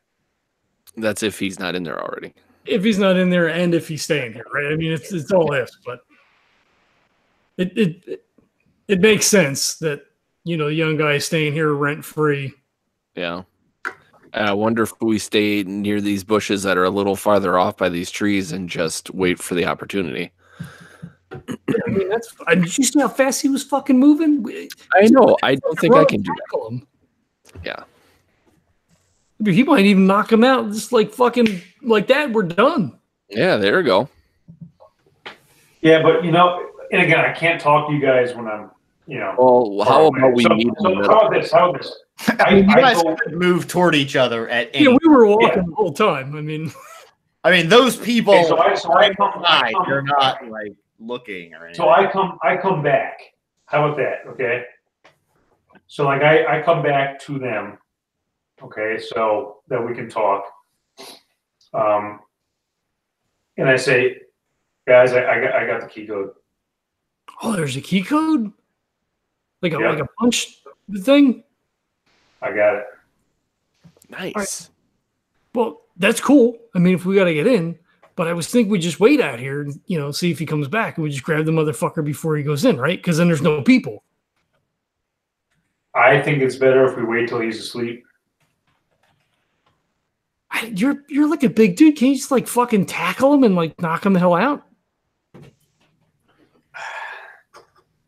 I just watch you fucking run like Legos. What are we gonna do with him? You see what I'm saying? We can't just wait in the snow for 3 hours till there's an extraction. Are we gonna go in a house full of fucking people and sit with him at his bedside like he's a fucking sick kid? Like we'll incorporate your other plan. We'll go to the fucking boathouse. We got the lockpicks. We'll go down. We'll fucking break in. We could just sit like we don't have to go down into Creepy Town. We just fucking sit upstairs. Well, yeah, but then what good is the key code? I mean, I don't know if we need it or not. I mean, if he comes in while we're standing here, I say we just fucking knock his ass out and grab him. I mean, that was the point, right? That's why we came out here. I guess that makes the most sense. Yeah. I guess so. Okay, but let's do some more terrifying planning. Oh my God. What do we do once we have him? Well, I mean, we could sit out here in the fucking snow, which is not fantastic because it's super fucking cold. We could go in the boathouse. I don't know. I mean, we could go over to the stable. I mean, I don't think they keep horses in there anymore, but if they got. Well, let me put this out there. We were being followed the first time we went to that secret place, right? Or somebody heard us, or Yeah. somebody saw us come out. I mean, we don't know. So, can we call the number and say that we are at the brink of extraction? I mean, you know what I'm saying? Like, it's not going to be like, you've reached a recording. Press 1 if you want to. Like, there's got to be someone who answers, right? I mean, I fucking hope so, right? I mean, they would like we could ask it. We could be like, listen, are you going to be here in 5 minutes? Are you going to be here in 24 hours? I mean, like, maybe we should have some fucking more info about how long this is actually going to fucking take. You know? I mean, that's not a terrible idea. Because, I mean, we're like, at this point, we're like, 85.9% extraction. You know what I mean? Coming up, so. Yeah. Yeah, I guess we can call and find out. Right? We tell him we're almost ready. The guy's got to be back soon, right? Like, how fucking late is he going to stay up if he's got to actually work tomorrow? Yeah, he's either in there or he's not, and either way now we're good. We're gonna get him. Yeah. So we better find out how long this is going to take. All right. Well, how long do we want to wait out here? I have a plan. All right. I think that you have his number. Why don't I just call it on my phone and see? We'll look inside the windows in that place and see if the phone rings or turns on. There's a lot of windows, dude. Well, but here's the thing. I think we still need to find out how long this is going to take to extract the guy. Because that's the thing. If it's going to take hours, I mean, we can't just sit out here for hours. I'll freeze my balls off. I mean, he might fucking freeze to death or something. Who knows? Yeah, that's true. Yeah, we should probably figure that out. All right, Neil. So the plan is to call the memorized number. Okay. Say we're on the brink of extraction. What would the ETA be when we call, or can you put somebody in route? Like what's the procedure? Do they come in like guns blazing and grab somebody, or do they come in dressed up as like maintenance people and they fucking throw them in a laundry cart? And how long is it? How long is it going to take? Okay, I'm trying. So, I did not remember spinning it that way, but okay. Like, did you listen to that episode, John? Right? So the idea is you grab someone and then they extract you, because I thought it was like extracting you guys, like if you need to get out of a situation. Oh, well, maybe it's that, and Erin misremembers then. Like, if you did you hear it in the episode? Because it's more of it's based on a rumor, sort of about. It was based on a rumor about what's it called? The French Foreign Legion, where if you serve long enough and achieve a certain rank, they have like a remember this number. And one time you can call it in your life in a situation that is dangerous. Or if there's riots in your city, or like a fucking violent coup in the country you're living in, within 24 hours, they will extract you and like your family or whatever one time. And it's not written down, and you got to remember the number. So it wasn't, the idea is more if you are in extreme danger, they can extract you. Not so much. Okay. Because you weren't really given the mission of like grab a cult guy and like. So maybe we wouldn't have done any of the rest of this episode. Why is this information coming out right now? Yeah, this whole episode is based on false pretenses. Wait, but I mean, okay. I mean, I'll let you. They will. I guess you could set up an extraction team, but they also. I mean, your goal. I thought you were mostly grabbing him also to get information. So wait, so this is basically like if you're playing Shining Force on Genesis, this is like the Angel Wing spell where you can egress. Yeah. Okay. All right. But for the point of this of not ruining, however long, if you want them, like, I mean, Wyatt could come and pick you up, and you could drive away in a car. The question is, like, they sent you to figure out what's going on, not necessarily, and stop it, not necessarily. Like, I think Erin/John was the one who thought you were supposed to grab a guy and get.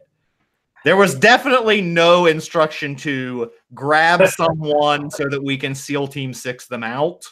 I thought that was a plan you came up with of we might have that ability, but that was not the mission for sure. Well, no, not specifically, but I might be maybe misremembering. I mean, if the thing was what you're saying, then I'm sure that Edward would have made that clear. So I don't know, like we just spent like 2 hours trying to like do that thing. So we could do it as Erin misremembered, and we make the call and be like, hey, so we're getting ready to grab this guy. Like, what do we do? And they're like, that's not what this number's for. What the fuck were you thinking? Okay, well, let me put it this way. That would work. They would still extract you. Yeah. And they'd still take him with you. I mean, that's one of you. There's 3 of you, so that's one of your 3 uses of that. It's one time, but more importantly, the goal wasn't to get a cult member and take him to Edward. Again, he's going to yell at you and be like, you fucking figure out what's going on and then fix it. That's what I fucking pay you for. Well, so yeah. I thought you were grabbing him, and if you extracted him, that's one thing, but he would have gotten pissed. Like, if you just called and said, like, SEAL Team 6 us, and they come and pick you up, then they're going to be like, well, who the fuck is this guy? How do we know he knows anything? You just had us come and fucking get a guy with the cult tattoo. Thanks. We could hijack some asshole off the street with that tattoo. Well, you got to find out what's actually happening there. Yeah. Right. So that's also okay. So screw it. So I thought they were gonna interrogate him. Like, I thought that was the thing. Like, grab the guy. We're gonna interrogate him, get information. You keep at it, and you know. Oh, I thought you were interrogating him. Well, we would have done some of that too. I thought you were interrogating him, and then you were like gonna like send it, like then be like, now fucking deal with this asshole. But like, as in like put him in a cult jail or whatever.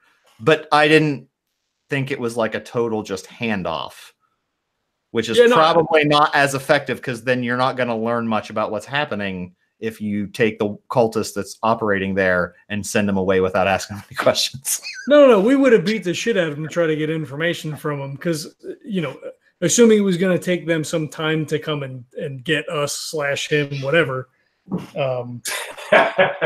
that sure, you know, we would have done some of that anyway. Okay. Well, to clarify, if you really want, well, in that case, I will say, if you want, Wyatt can come and pick him up. If you've detained him, Wyatt in a couple hours can show up and pick him up and drive him away and take him to wherever facility they're held. That's a good compromise. But the question is, if you're also just going with him to be like, mission accomplished. No, Erin didn't believe him.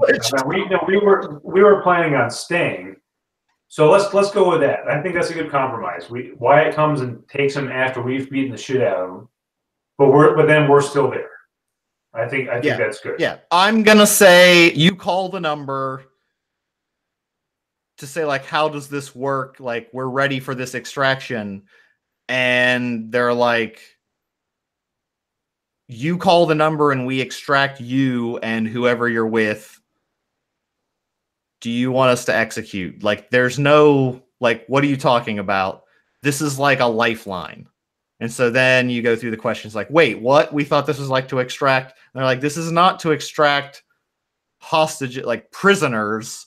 that you've taken, blah, blah, blah. So you learn all of that, and they're like, fucking newbies, and are like really annoyed. And they're like, do you get like, this is your get out of jail free card. You each get it once. That's it, guys. And then they're like, do you want it or not? So Then do you want it or not? I mean, do we want to do that? I don't know. Like, Fuck. So I hit Erin and I go, dude. Ah, fuck. Ah, shit, Dude. Randy. And I go, no, we don't want this. Click. And he hangs up on it. What the? I You didn't know. We don't want that. Fuck, we were on the same meeting. Why didn't you say something before? I didn't fucking remember. I thought they wanted us to like grab the fucking guy and go. I mean, not go, but you know what? Let's call Wyatt. Let's see if he can get his ass out here and take this fucking guy. Oh, it's not terrible. Yeah, I mean, they could deal with a local here, right? I mean, Yep. Let's get him, and then we'll stay here.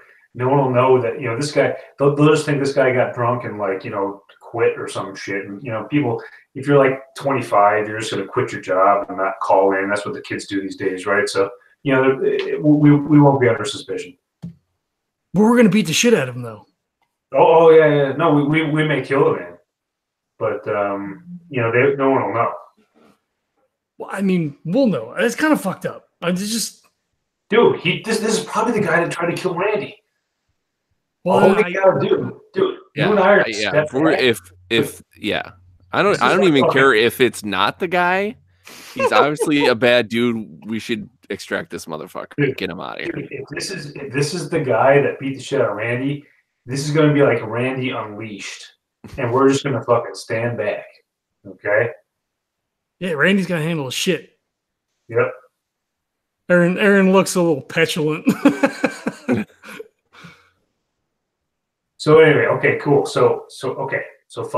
So no one's coming to get him except for Wyatt. So we gotta decide: should we wait here and see if he comes out, or should we go in and see if he's in there? All right, let's just wait. Let's see if he shows up. We'll give it. Okay. Let's give it like an hour, maybe. That's cool. Let's give it like an hour. Okay, where are you hiding? How far away? All right, well, we know that the keypad is there, which gives us a little bit of extra time. So maybe, like you were saying, a little bit further away in a bigger bunch of bushes. Okay. Because Jack can run like the wind, apparently. So. All right. I need a hiding check from everybody. It's only a 3 because you're choosing to be further away, but not the furthest away. I don't have any points in that. You guys really got to spend your points spend them in places that you can use them. Our adventures take like 6 months to get through. We don't get any fucking XP. I'll give you XP all the time. You'll get some. Okay, just to prove that I'm not lying to you. Your fucking roller is hot. Come on, man. Nice. I'm gonna download that roller for fucking D&D. I have mine too. I got a 5. Mine is a 5. Yep. All right. I believe you. I'm just fucking with you. We have white coats on. Wait, what did you get, John? I got a 5 as well. Okay. Yeah, you're really well hidden. You're hidden.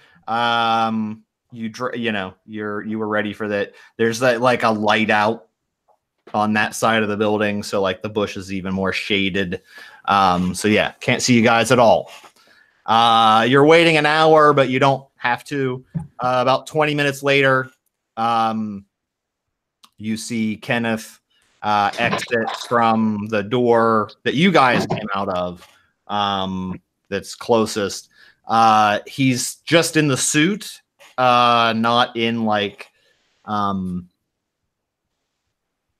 anything. He didn't change. He doesn't have a coat or anything. So he's just in the suit still, and the hat, and he's just making a straight line for the door. No stagger or anything like that. Doesn't look like he's inebriated to that point or anything. Not to the point of staggering. He's not like super drunk. He might be buzzed. Hands in his pockets, just kind of. Hands in the pocket. He's gonna have a fucking concussion in a minute. Okay, he doesn't look like he's not like whoa drunk. If anything, like buzzed. Okay, so Jack looks at these two guys, and he cracks a smile, and just fucking bam, motherfucker. Well, when he gets closer, he's out the door. Okay, Jack is running down the side of the hotel. Motherfucker! Okay, I was out getting a beer, so I missed everything. But as soon as he's close where he doesn't see us, and again, this is the professional wrestling. I'm not gonna knock him out or anything right now, but I just fucking take him fucking down and cover his fucking mouth so there's no fucking noise from this motherfucker. Oh, concussion! He's knocked out. Hands in the pockets, skull off the ground. Okay, how do I want to do this? Because you're hidden. There's not even a roll. This is Jack fucking Bandana Jack. He's gonna see you though. You chose you're not right beside him, so he's gonna see you coming for sure. It's just he's not. Okay, all right. Here's what we'll do. This will be fun. If you want to just Bandana Jack hammer him, you need to get an athletics test with a 5 or higher. And you can sprint it so fast that you catch him completely off guard and he can't even try to run. But he waits for him to pass, right? But can't we just wait till he's right next to us, kind of a thing? But he's never going to be right. You chose to hide in bushes sort of a little out of the way. So he's going to be 30, 40 feet away from you, at least. So the question is, even if he passes you, he's going to hear dunk, dunk, dunk, dunk, dunk, unless you stealth it again. And it's going to have to be kind of hard to stealth. He's not distracted. He's just walking, right? So the question is, do you, if you want to sneak up, that's fine. If you rush him, what I gave the stealth means he didn't see you from any distance. So you can wait till any moment you want, but he will react to you. A human being at midnight in a place that's totally silent and you come sprinting at him is going to react to you. Unless again, you do a stealth roll. I guess that's our only choice, right? Well, no, because if you do your athletics check, you have points in that, and you can actually kick his ass. No, I said I will let you hero move it, but it's going to be it's a 5 or higher to do it. And I guess I'm asking, what's my other option realistically? It's a chase where he gets it's whoever fails their athletics first. Oh, I don't want to do that. So if you want to take him with him not reacting at all, you have to be either so fast or stealthy that you catch him off guard completely. Or he sees you and he runs. And then you chase him. And we're not close enough to the keypad to wait till he's close to the keypad. We're 30 feet away. We're in a bunch of bushes 30 feet away. Mm-hmm. So if you power move him, you've got 8 in athletics. You've got to hit a 5. You could spend 4. You could just spend them, and you can't fail. Oh, really? Or you can risk it. Then I just want to spend it so it happens. I mean, you could just spend. That's what I'm saying. You spend 4 points. It doesn't matter what you rolled, because if you roll a 1, you got a 5, and he's walking, and you just again, like a fucking gazelle or a cheetah, just fucking shred. And he notices you. I'm spending. Okay? I'm spending. He definitely sees you right before you fucking smash into him. But it's kind of what's that sound? And he turns, and a fucking huge dude, it just fucking clobbers him, and he's on the ground for sure. You just fucking pancake him. Easy. Good. He's on the ground. But I grab his mouth. Again, my intent is not to kill him or. Yeah. You want to keep him quiet. he's just totally fucking incapacitated. Yeah. So he's struggling. You tackle the fuck out of him. And he's struggling. He's going to try to fight you off. I take off to help. Okay. That's right. Sorry. Before he gets to do anything, yes, you two, Erin and Randy both get to do things. Charles and Case. So if you run to Jack, then Erin will hang back and stand lookout. Well, were all three of us gonna try to grab him? Oh man, I wouldn't want to be this fucking guy. If Randy recognizes him as the guy, that's it, man. Looking. Yeah, so I'm gonna go and I'm gonna try to help detain him. Okay, give me an athletics check. Mm-hmm.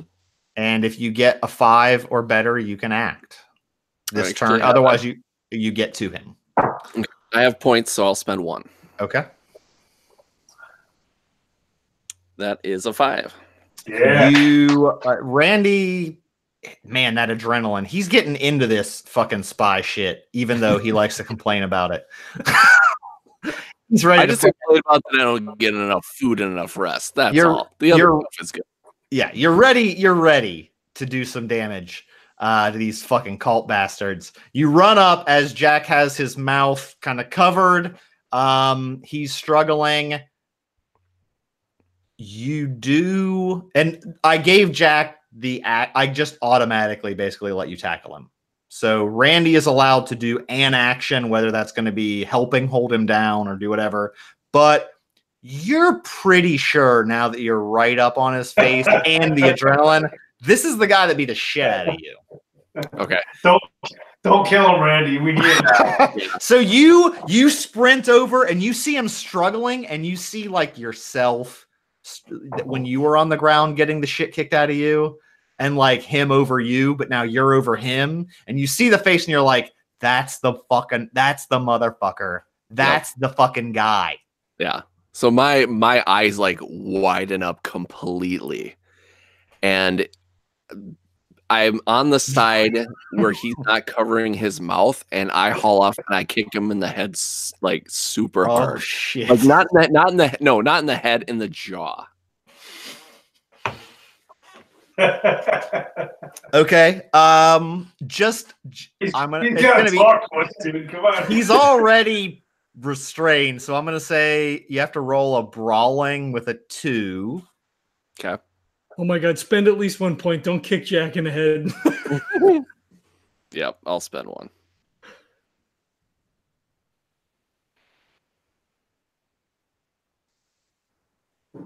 Oh, then it succeeds. Sorry. Like if it's a 2 and you spent 1, it succeeds. Yeah, I suppose, yeah. Is there like style thing? Like, so if he rolled, spent 1, rolled the 6, like boom, he knocks him out, as opposed to just like kicking him kind of thing. Kind of like day trippers a little bit. Well, I wasn't planning to knock him out. I knew exactly what we needed to do. I just wanted to make him hurt. Okay. But what I am gonna do, because he's prone, restrained, and you just haul off and kick him, is I'm gonna give you a damage plus 2. So you do a D6 plus 2 to him. Okay. I wish I wouldn't have shut my app down. Why did I do that? Am I the only one with real fucking dice? For God's sake. I do have dice. They're just over there, and I don't want to go. They're right there. I could reach them with my hand, but I can't. So with a plus 2, that's 5. Oh, wow. A 7. You nail him straight in the fucking jaw. And you can tell it hurts. It hurts really bad. Like, it's one of those, like, you can feel kind of a crunch a little bit, like the fucking cartilage in his jaw. He's not knocked out, but he is like tears now are streaming just from the physical pain. Nice. So then I actually get face to face with him. I go on my chest and I say, "Remember me?" Nice. There you go. So when you do that, to your surprise, like, he is in fucking pain. You guys got him fucking good. But he dagger eyes at you. Like, I'm going to kill you eyes. Yep. And I wink at him because I'm not afraid of him anymore. So we're gonna go back to like a normal round. So he has been kicked in the face. He's not knocked out. He has more health than 7. So he's not knocked out. Jack is on him. Now you're trying to keep him restrained. At this point, he can act, so he will brawl if you do not do something else. He's brawling to try to fucking get you off him. And then everyone else is there. So essentially initiative will be yours and you decide who goes in what order, but he will fight back at this point. Okay. So well, keep in mind Jack is an ex-pro wrestler. So true. At this point, this guy is just your average Joe who just got kicked in the jaw and he's trying to struggle. Jack has absolutely no problem with this. He's just restraining the motherfucker. So I don't know. I mean, I don't. You got to do a brawl. In that case, it's a brawl versus brawl off. In which case, so I must have some kind of like advantage or something, right? Like a point advantage. It's only however many points you have in brawl versus his. All right, so you've got 10 in scuffling total. You haven't spent scuffling, any yet. yeah. Sorry, I was saying brawl, but it's scuffling. Sorry. Yeah.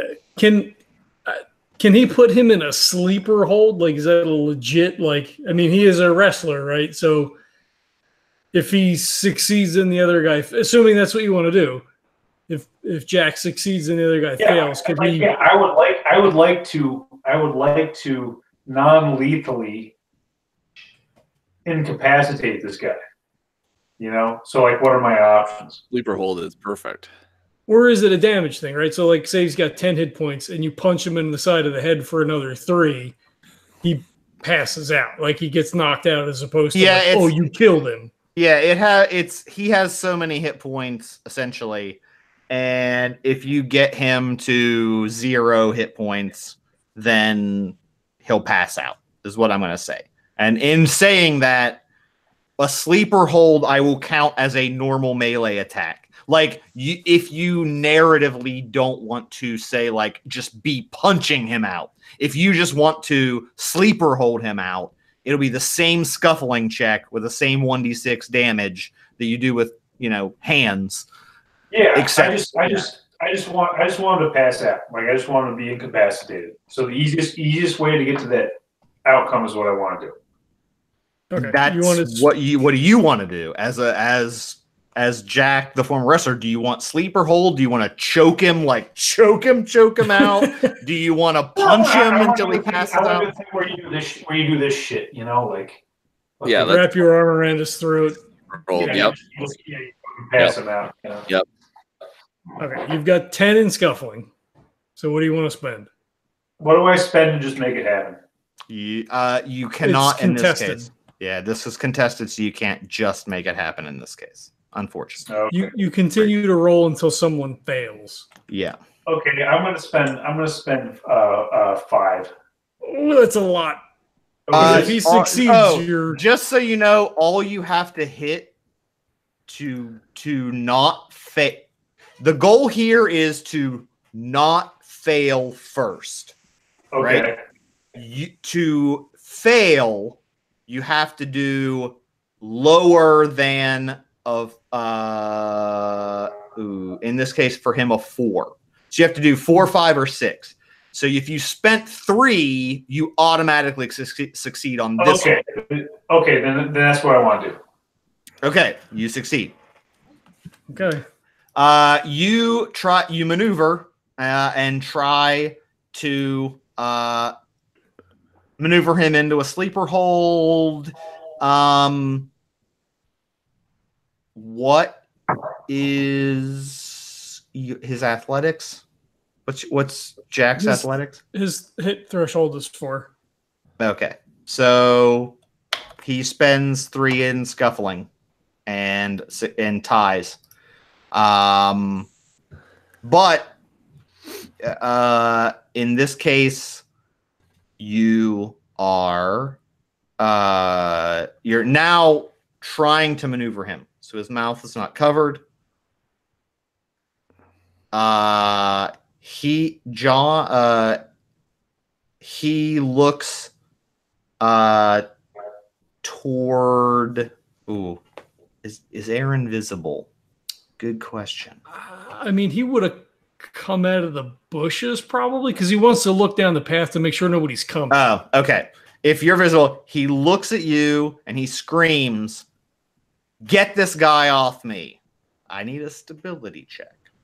Oh, Jesus. All right. I don't know where I made a note of this. Don't know when it happened. Don't know how it happened. But I did make a note of it. Okay. I will. I'm not going to spend any because it's a lose-lose, right? I mean, you lose them either way. So I should have rolled a 2. You and your goddamn physical dice. You don't know why. But suddenly, you feel compelled to tear Jack off of Kenneth. You have you are dead set on getting him off you. Fuck. Meta issue. I'm pretty sure it's when you drank the drink that he casts a spell on you that lets him do a one command to you if you fail your stability check, which makes sense. Well, this is convenient. Which he had to hit a 3. So Threw it up though. I made him throw it up. Doesn't matter. The spell is the spell. It's not about digestion, baby. I actually don't even know if it was that. It was something he did. It could have been the business card maybe when they exchanged. It probably was just drinking the drink, like even doing the action of like anyway. But I had it as a note of that he gets a chance to basically do a command spell on him. Mind control 1 command. So you lose 3 stability in that case because you failed. And you are now 100% compelled until you beat that stability check each round to physically pull Jack away from Kenneth. Oh, this is going to be a bad deal. All right. And now it's Randy or Erin are both up. So let's have you roll a d6 to see who goes first, because I would like to see. At first, I was going to do it but Jack let his mouth go free, so he yelled. I got a 2. Okay, now just keep in mind, that means I now have an arm free, too. I have a 6. So before we continue, let me ask this. Sure. Because I don't remember how like ganging up type rules work. Does Jack get any sort of benefit from Randy helping, or is it individual actions? It depends on what they're doing. You can cooperate to give a bonus, and then in that case, Randy would say like, he's not doing his own thing. Like he's not attacking on his own. Mm-hmm. He's assisting Jack's attack. Okay. That would be like holding his arms or whatever. So cooperation is an option. If you would like to do that, then you don't physically like do your own thing, damage and stuff. You basically are contributing to Jack. That is possible. Called cooperation. I'd have to look. I don't remember what it gives them. It gives you like +1, +2, a +1 or 2. Yeah. So I have to look up what exactly the benefit is, but it's a +1 or 2 to essentially whatever Jack's trying to do. If you solely focus on like doing like helping, this is like way above my pay grade right here. Like I don't know what. Well, I just wanted to bring it up as a point if it's something that you wanted to do. I looked at it. It's so for cooperating, it's essentially. I actually don't think it makes you lose your turn. Randy could cooperate with Jack or vice versa. Whatever you essentially each person adds whatever points they want, but the person cooperating, they add whatever they add -1. So like, let's say the idea was like a brawl or a scuffling, and Randy could say, I'm going to cooperate with Jack. So if he gave 3 points of scuffling, you'd get a +2 to your instead. So it's probably better to make your own attack then. It's probably better to make your own in theory most of the time. Because then you're getting all your points worth. Yeah. Yep. Sometimes it might make sense, I guess. Yeah. So I see what is Erin doing right now? So I guess you're acting first. You'll notice he looks glassy-eyed all of a sudden and starts kind of moving toward you guys. Yeah, he's not running. He doesn't look angry. He's just kind of like hypnotized. Yeah, he's just like walking over like nothing's going on. Kind of hypnotized. Yeah, like you'd think someone like glassy eyes, kind of glossed over. And what do you think? What do you think he looks weird or abnormal and not like himself? Yeah, he looks like he's on drugs all of a sudden. Like he's on some fucking weird dissociative drug all of a sudden. How far away is he from us now? I was near the bushes still, so he stepped out so that he could see up the trail. He's at least a turn away. Yeah. Yeah, I was gonna say. So at least I could do something now. He's unlikely mechanically. He's not currently. He wasn't told to sprint over here because that would be more than one command. It's like get this guy off me is essentially what he was commanded. So he's moving at a normal pace, so he will get there next turn and be able to act, but he will not be able to get there this turn and act. But he's moving essentially toward you, but not toward you, toward Kenneth and Jack, more specifically. Kick him in the head again. Well, he's still on the ground, right? Yeah, he's wrestling around with Jack. Yeah, I basically look Erin's way for half a second and go, Erin? And I like get kind of a pissed look on my face, like, like I kind of think I know what's going on. And I turn to look at him and I do it again. I just haul off and just try to put this over, make it over with. Okay, at this point, it's an actual scuffling test. He's no longer completely restrained. It's now both of you trying to do stuff to him, not like just pin. And mechanically, I only let you get the restrained for like being. Oh man, I feel like we're underestimating Jack Crandall. Sure, but mechanically in D&D, there's like barbarians that are fucking ridiculously strong that you still have to roll like. It's that is true. All right. So it's going to be a scuffling check. What if you're spending, let me know. You got to get a 4 or better. Or I'll spend 1. Okay. That's a 5 with the spend point. Okay. So he has to double spend, essentially, right? Yeah, basically. From each, he has to spend on each of them. Yeah.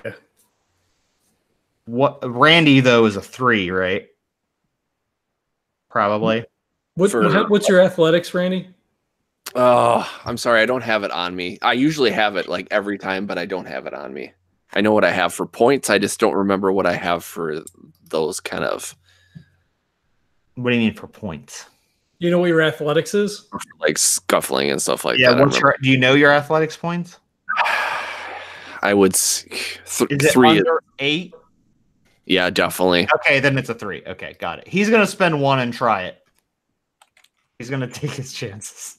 You know what, guys? I feel like this is like a top tier episode. He got whatever reason. 4 plus his 1, so he succeeds. Randy, continue scuffling. All right. I'm gonna spend another point. Well, does it drop to me then, moving in? No, it's till they lose. Oh, Till someone well, loses. because This is Jackson one- was this is one contest. Okay. That is with a 1. That is 7. Okay. I rolled a 6. Shit, Jesus Christ. He's fighting for his life. He's going to keep trying. He's going to do another 1 spend. Tondi, don't fail me now. I don't have physical dice right now either. 4. He scuffles away. Keep scuffling. Keep scuffling. I don't want to run out of What about me? No, this is a contest until the end, until one of us fails. That's 5. Jesus Christ. Are you serious? Come on.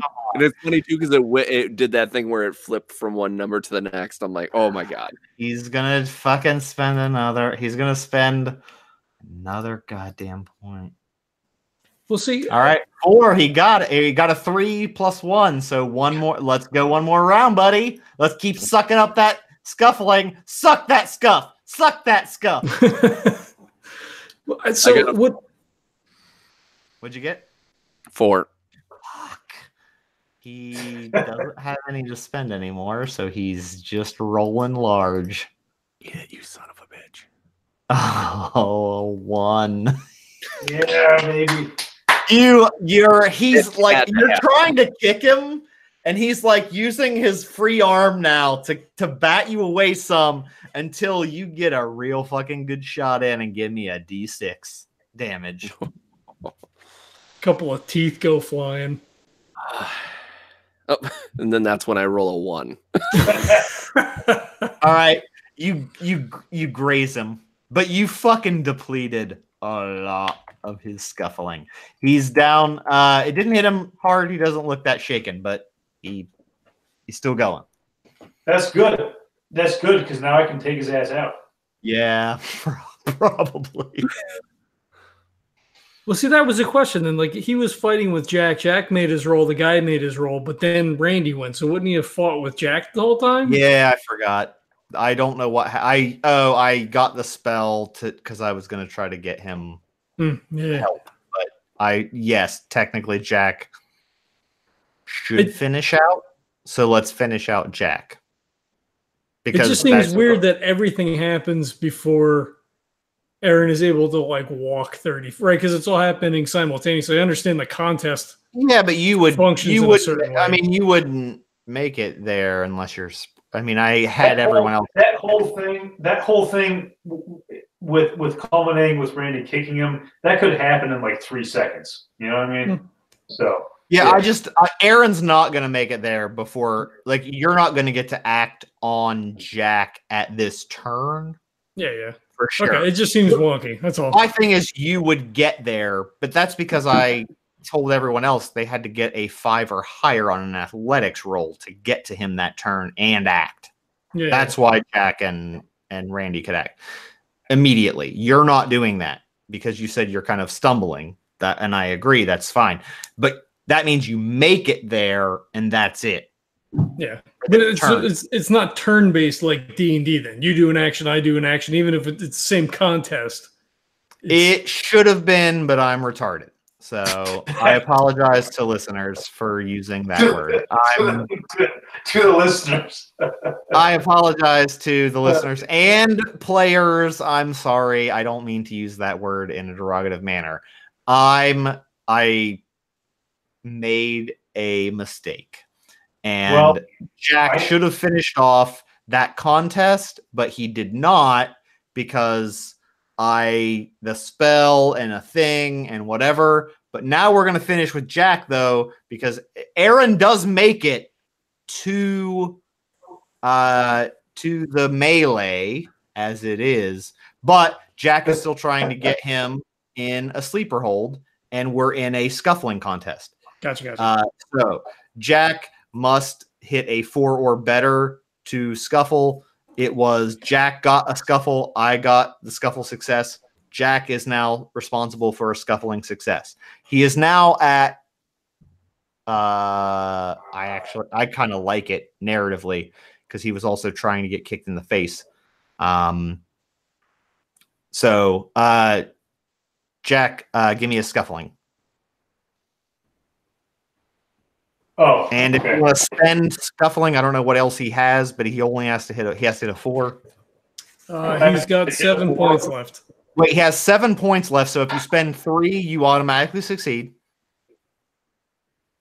Or right, you can. Yeah, I'll spend 3. I'll spend 3. All right, you spend 3, and he has to counter with just luck. So let's see what he rolls. Oh, he rolled high enough. He succeeds. So we have to go again. Boom. You have 4. I'm not spending shit this time. Uh-oh. I would spend at least 1. Oh, really? Wait, how much do I have left? You've got 4 left. Okay, I'll spend 1.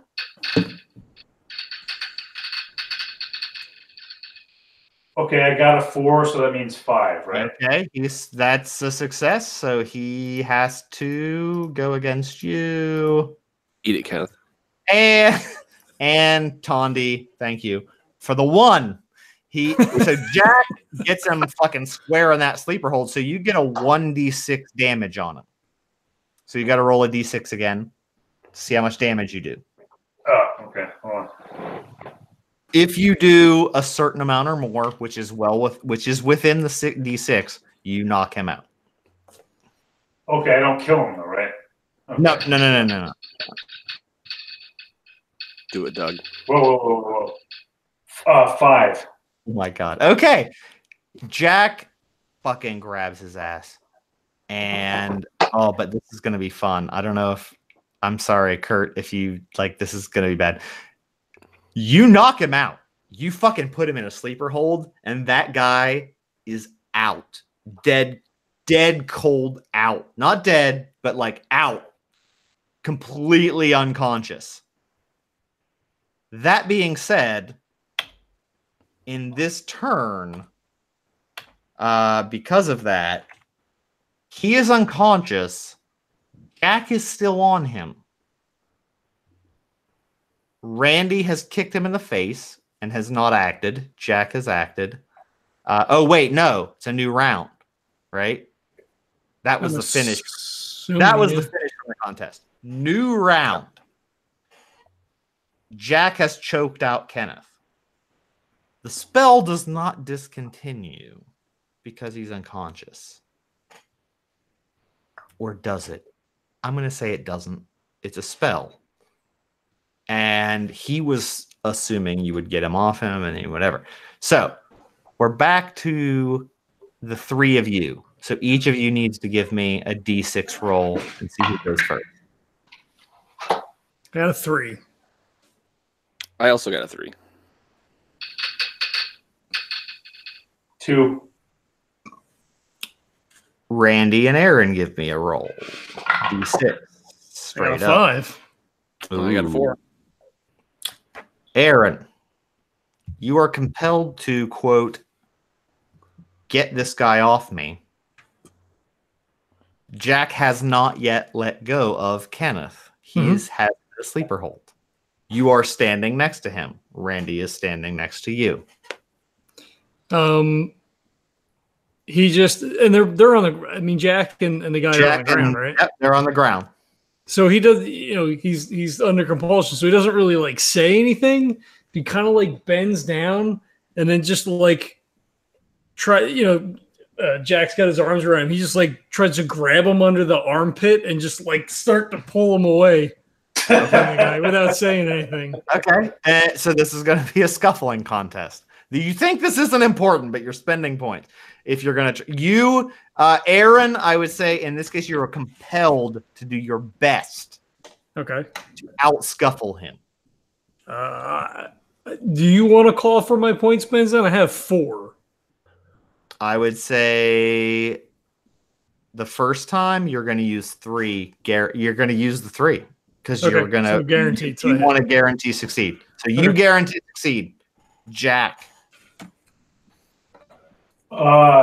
Jack's just like, what the fuck are you doing, dude? And he turns and looks, and he sees the face where it's just like completely glazed over, like zombie, right? Yep. And so he gets it. He knows what's going on. So he just fucking and he knows what's going on. So he doesn't want to hurt him. He doesn't want to. Yeah. But he just fucking because this other guy's knocked out, so he lets go, and he just fucking bam does the fucking bandana hammer, motherfucker. Ooh, interesting. This is an interesting. Okay, give me a scuffling roll. I don't know if you have points to spend or not. That's up to you. He's got 3 points left. I'm not going to spend points. My hit threshold is a 4. Okay, let me take this back. I don't want to do the band because that's serious shit. I don't want to do the bandana. I thought for a second. Wait, you're. Yeah, that was elbow the fuck out of this. No, that was hasty because I could kill him. So I don't want to do the bandana hammer. So I just I'm just gonna like tackle the fuck out of him. So.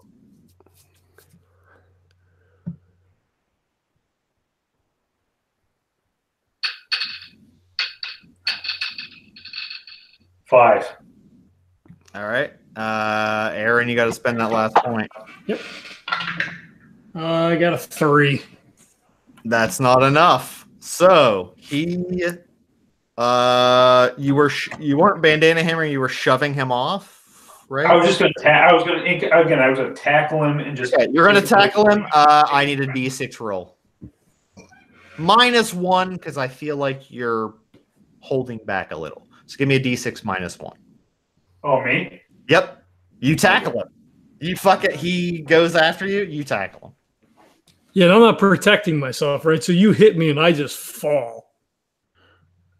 D6 -1? Yep. At least a 1 has to happen, but. Well, I got a 2, so -1 is the 1. Erin loses 1 health as Jack is like, "What the fuck are you doing?" and tackles him, letting go of Kenneth, who's still knocked out. At that point, Erin, you remember being at the bushes, and now for some reason Jack has tackled you in the snow, isn't on top of you, and you have no idea what the fuck just happened. Dude, what the fuck? I got snow in my neck. My fucking head. What the fuck is going on? Did you get that guy? Yeah, motherfucker. He's out. You just tried to fucking pull me off him. What the fuck are you doing? Wait, what? This guy put the whammy on you, dude. I was in the bushes. I was looking up to see if anybody was coming, and he's like, "Oh fuck!" Yeah. And he like turns to look to see if anybody's coming. Yeah, okay, zombie douche. This guy clearly said, "Get him off." This guy yelled, "Get him off of me!" And then your fucking zombie ass turned into some fucking zombie, and you tried to fucking attack me. You're lucky I didn't fucking bandana hammer your dumb ass. If he put the fucking whammy, it's not my fault. He mad at me for. So that's when Randy comes in and puts it. They're both on the ground with like Randy basically kind of on top of him or whatever, and Randy kind of puts his face up to Erin and is like, "That's why we don't drink drinks from strangers, fool." Fine, all right, everything's my fault. Fucking bullshit, it's not your fault. You just need to learn some things. That's all. We'll teach you. Oh, son of a bitch! I don't. Look, grab the guy before somebody else fucking comes. We gotta get the hell out of here. Oh yeah, we're definitely gonna grab him. So we do. Yep, you guys grab him. Are you taking him to one of your rooms? I assume. Can we sneak him up to the room? I'm going to hand wave yes without even a roll. You can take your time enough to get him up to one of your rooms. If that's what you want. Jack or If you would like to go somewhere else, please let me know. Yeah, because it's gonna take Wyatt a bit to get over here, so we can get him transported, right? Yeah. Yeah. I know so Brett hates the plan, so we should do it while he's not here. The other problem, you could take him to a room. You could take him. You could just stay outside and try to keep him warm enough to not die. You could take him to the lake house. You could take him to, probably just tie him up. Put him in a chair, tie him up really good, gag him.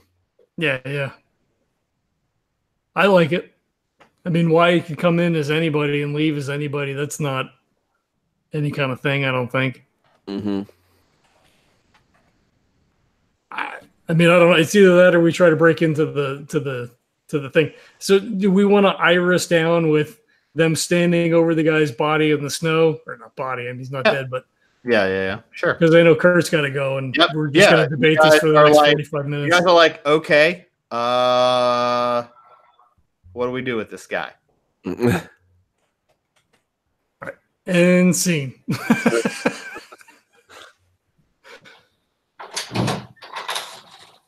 Revenge. I'm sorry, guys. Yeah, no worries. My bladder was gonna explode. So I'm gonna cut this part because we just did it, but we're gonna end the scene on us standing over the guy's inert form in the snow because we're gonna debate this for the next 40 minutes. So Kurt's got to go, so we're just gonna end there. That's cool.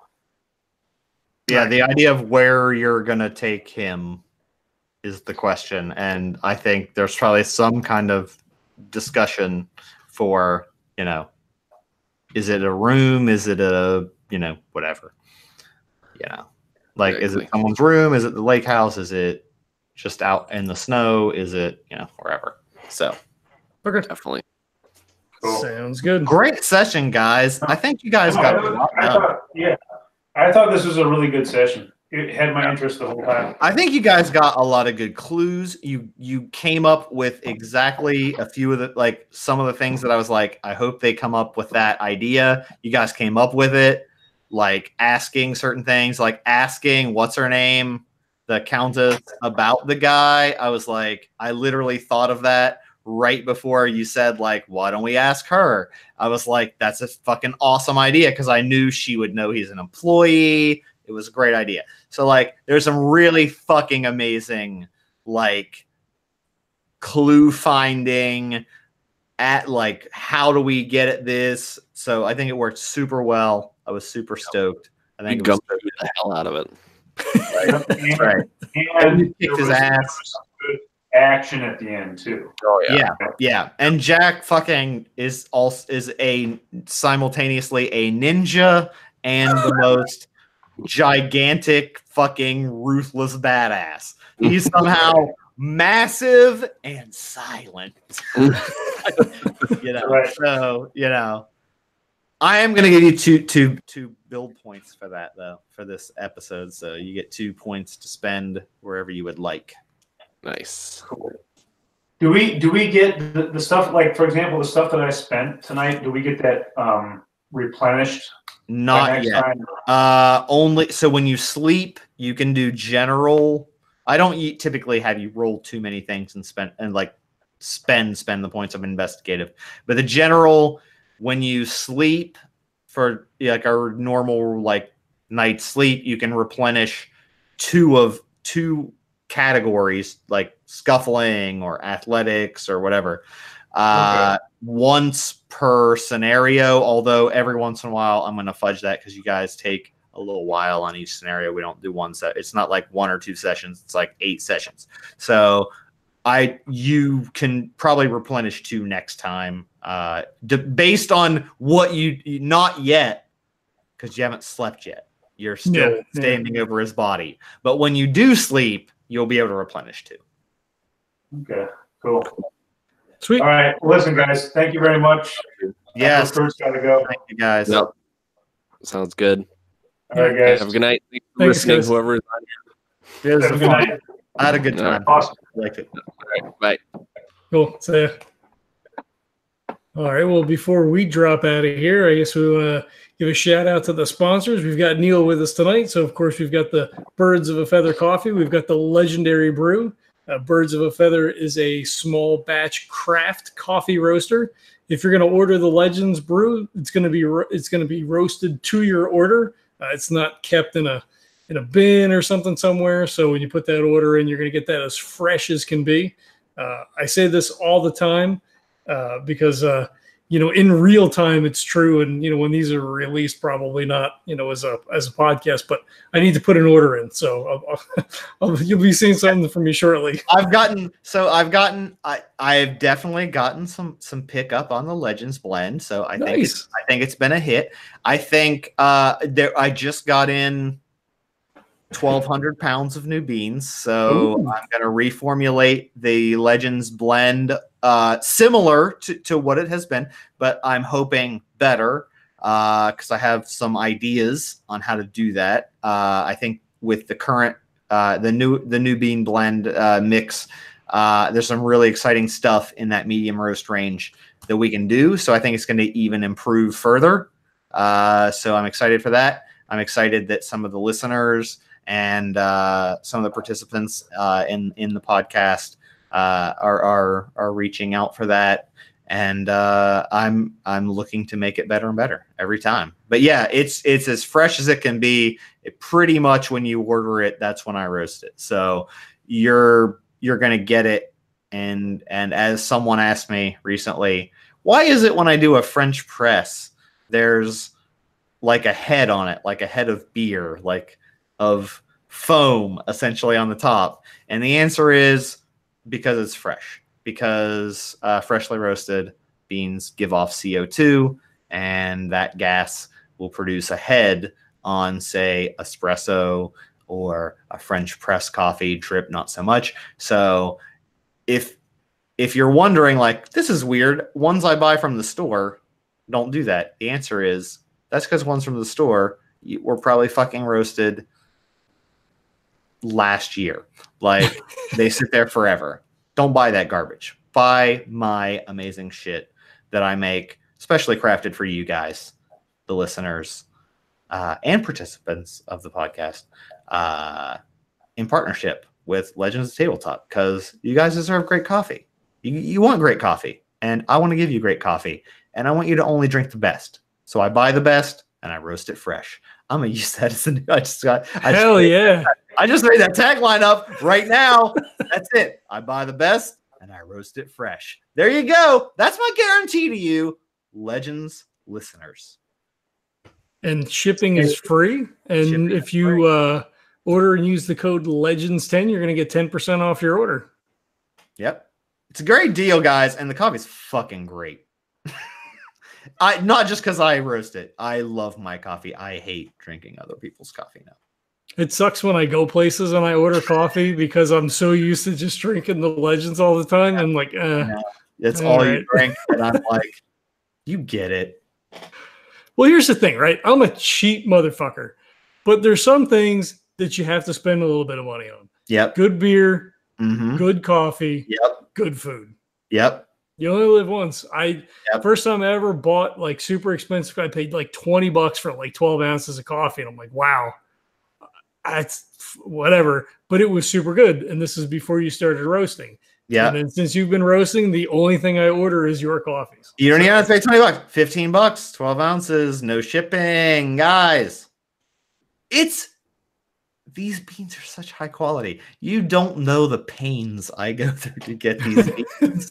And to get the blends right, it's a labor of love for you guys. So, try it out. Just try it. I guarantee you're going to love it. That's the thing, though. Guarantee you're going to love it. It's going to be the best coffee you've ever had. A guy told me last month he was going to throw his coffee away. He thought he was done with it. He looked, and there's about a quarter cup left, and it was so good he couldn't throw it away, so he stood by the trash can so he could drink the rest of the coffee. He was like, I've never stood by a trash can to finish a cup of coffee before in my life. And this coffee, I had to stand there because I couldn't let a drop go. Come on, just give it a try. And tell your friends. Tell your friends about this podcast. That's the thing. Fuck the coffee. You know what? I make the coffee, whatever. I do okay. I do markets. It's fine. Tell your friends about the podcast. This is a fun podcast. I think this is a fucking interesting podcast. And I think the characters in this podcast, even personally, are really top quality characters. And I think we're all interesting. I think we're all sexy as fuck, you know. So watch the podcast, listen to the podcast, stream the podcast, right? yeah, Send money to the PayPal accounts of the participants in this podcast.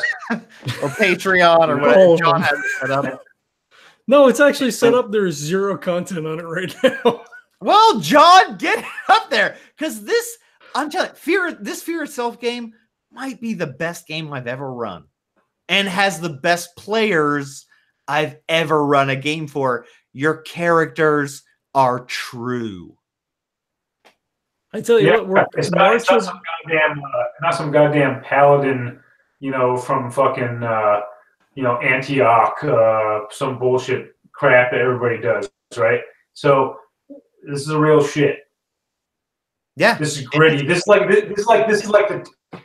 the Death Wish 3 of fucking games. Wow. What a callback. Wow. I mean, I don't know if we can go that far. I'm going to say, I don't know if we can claim we're the Death Wish 3 podcast. I hope we are, because that's fucking awesome.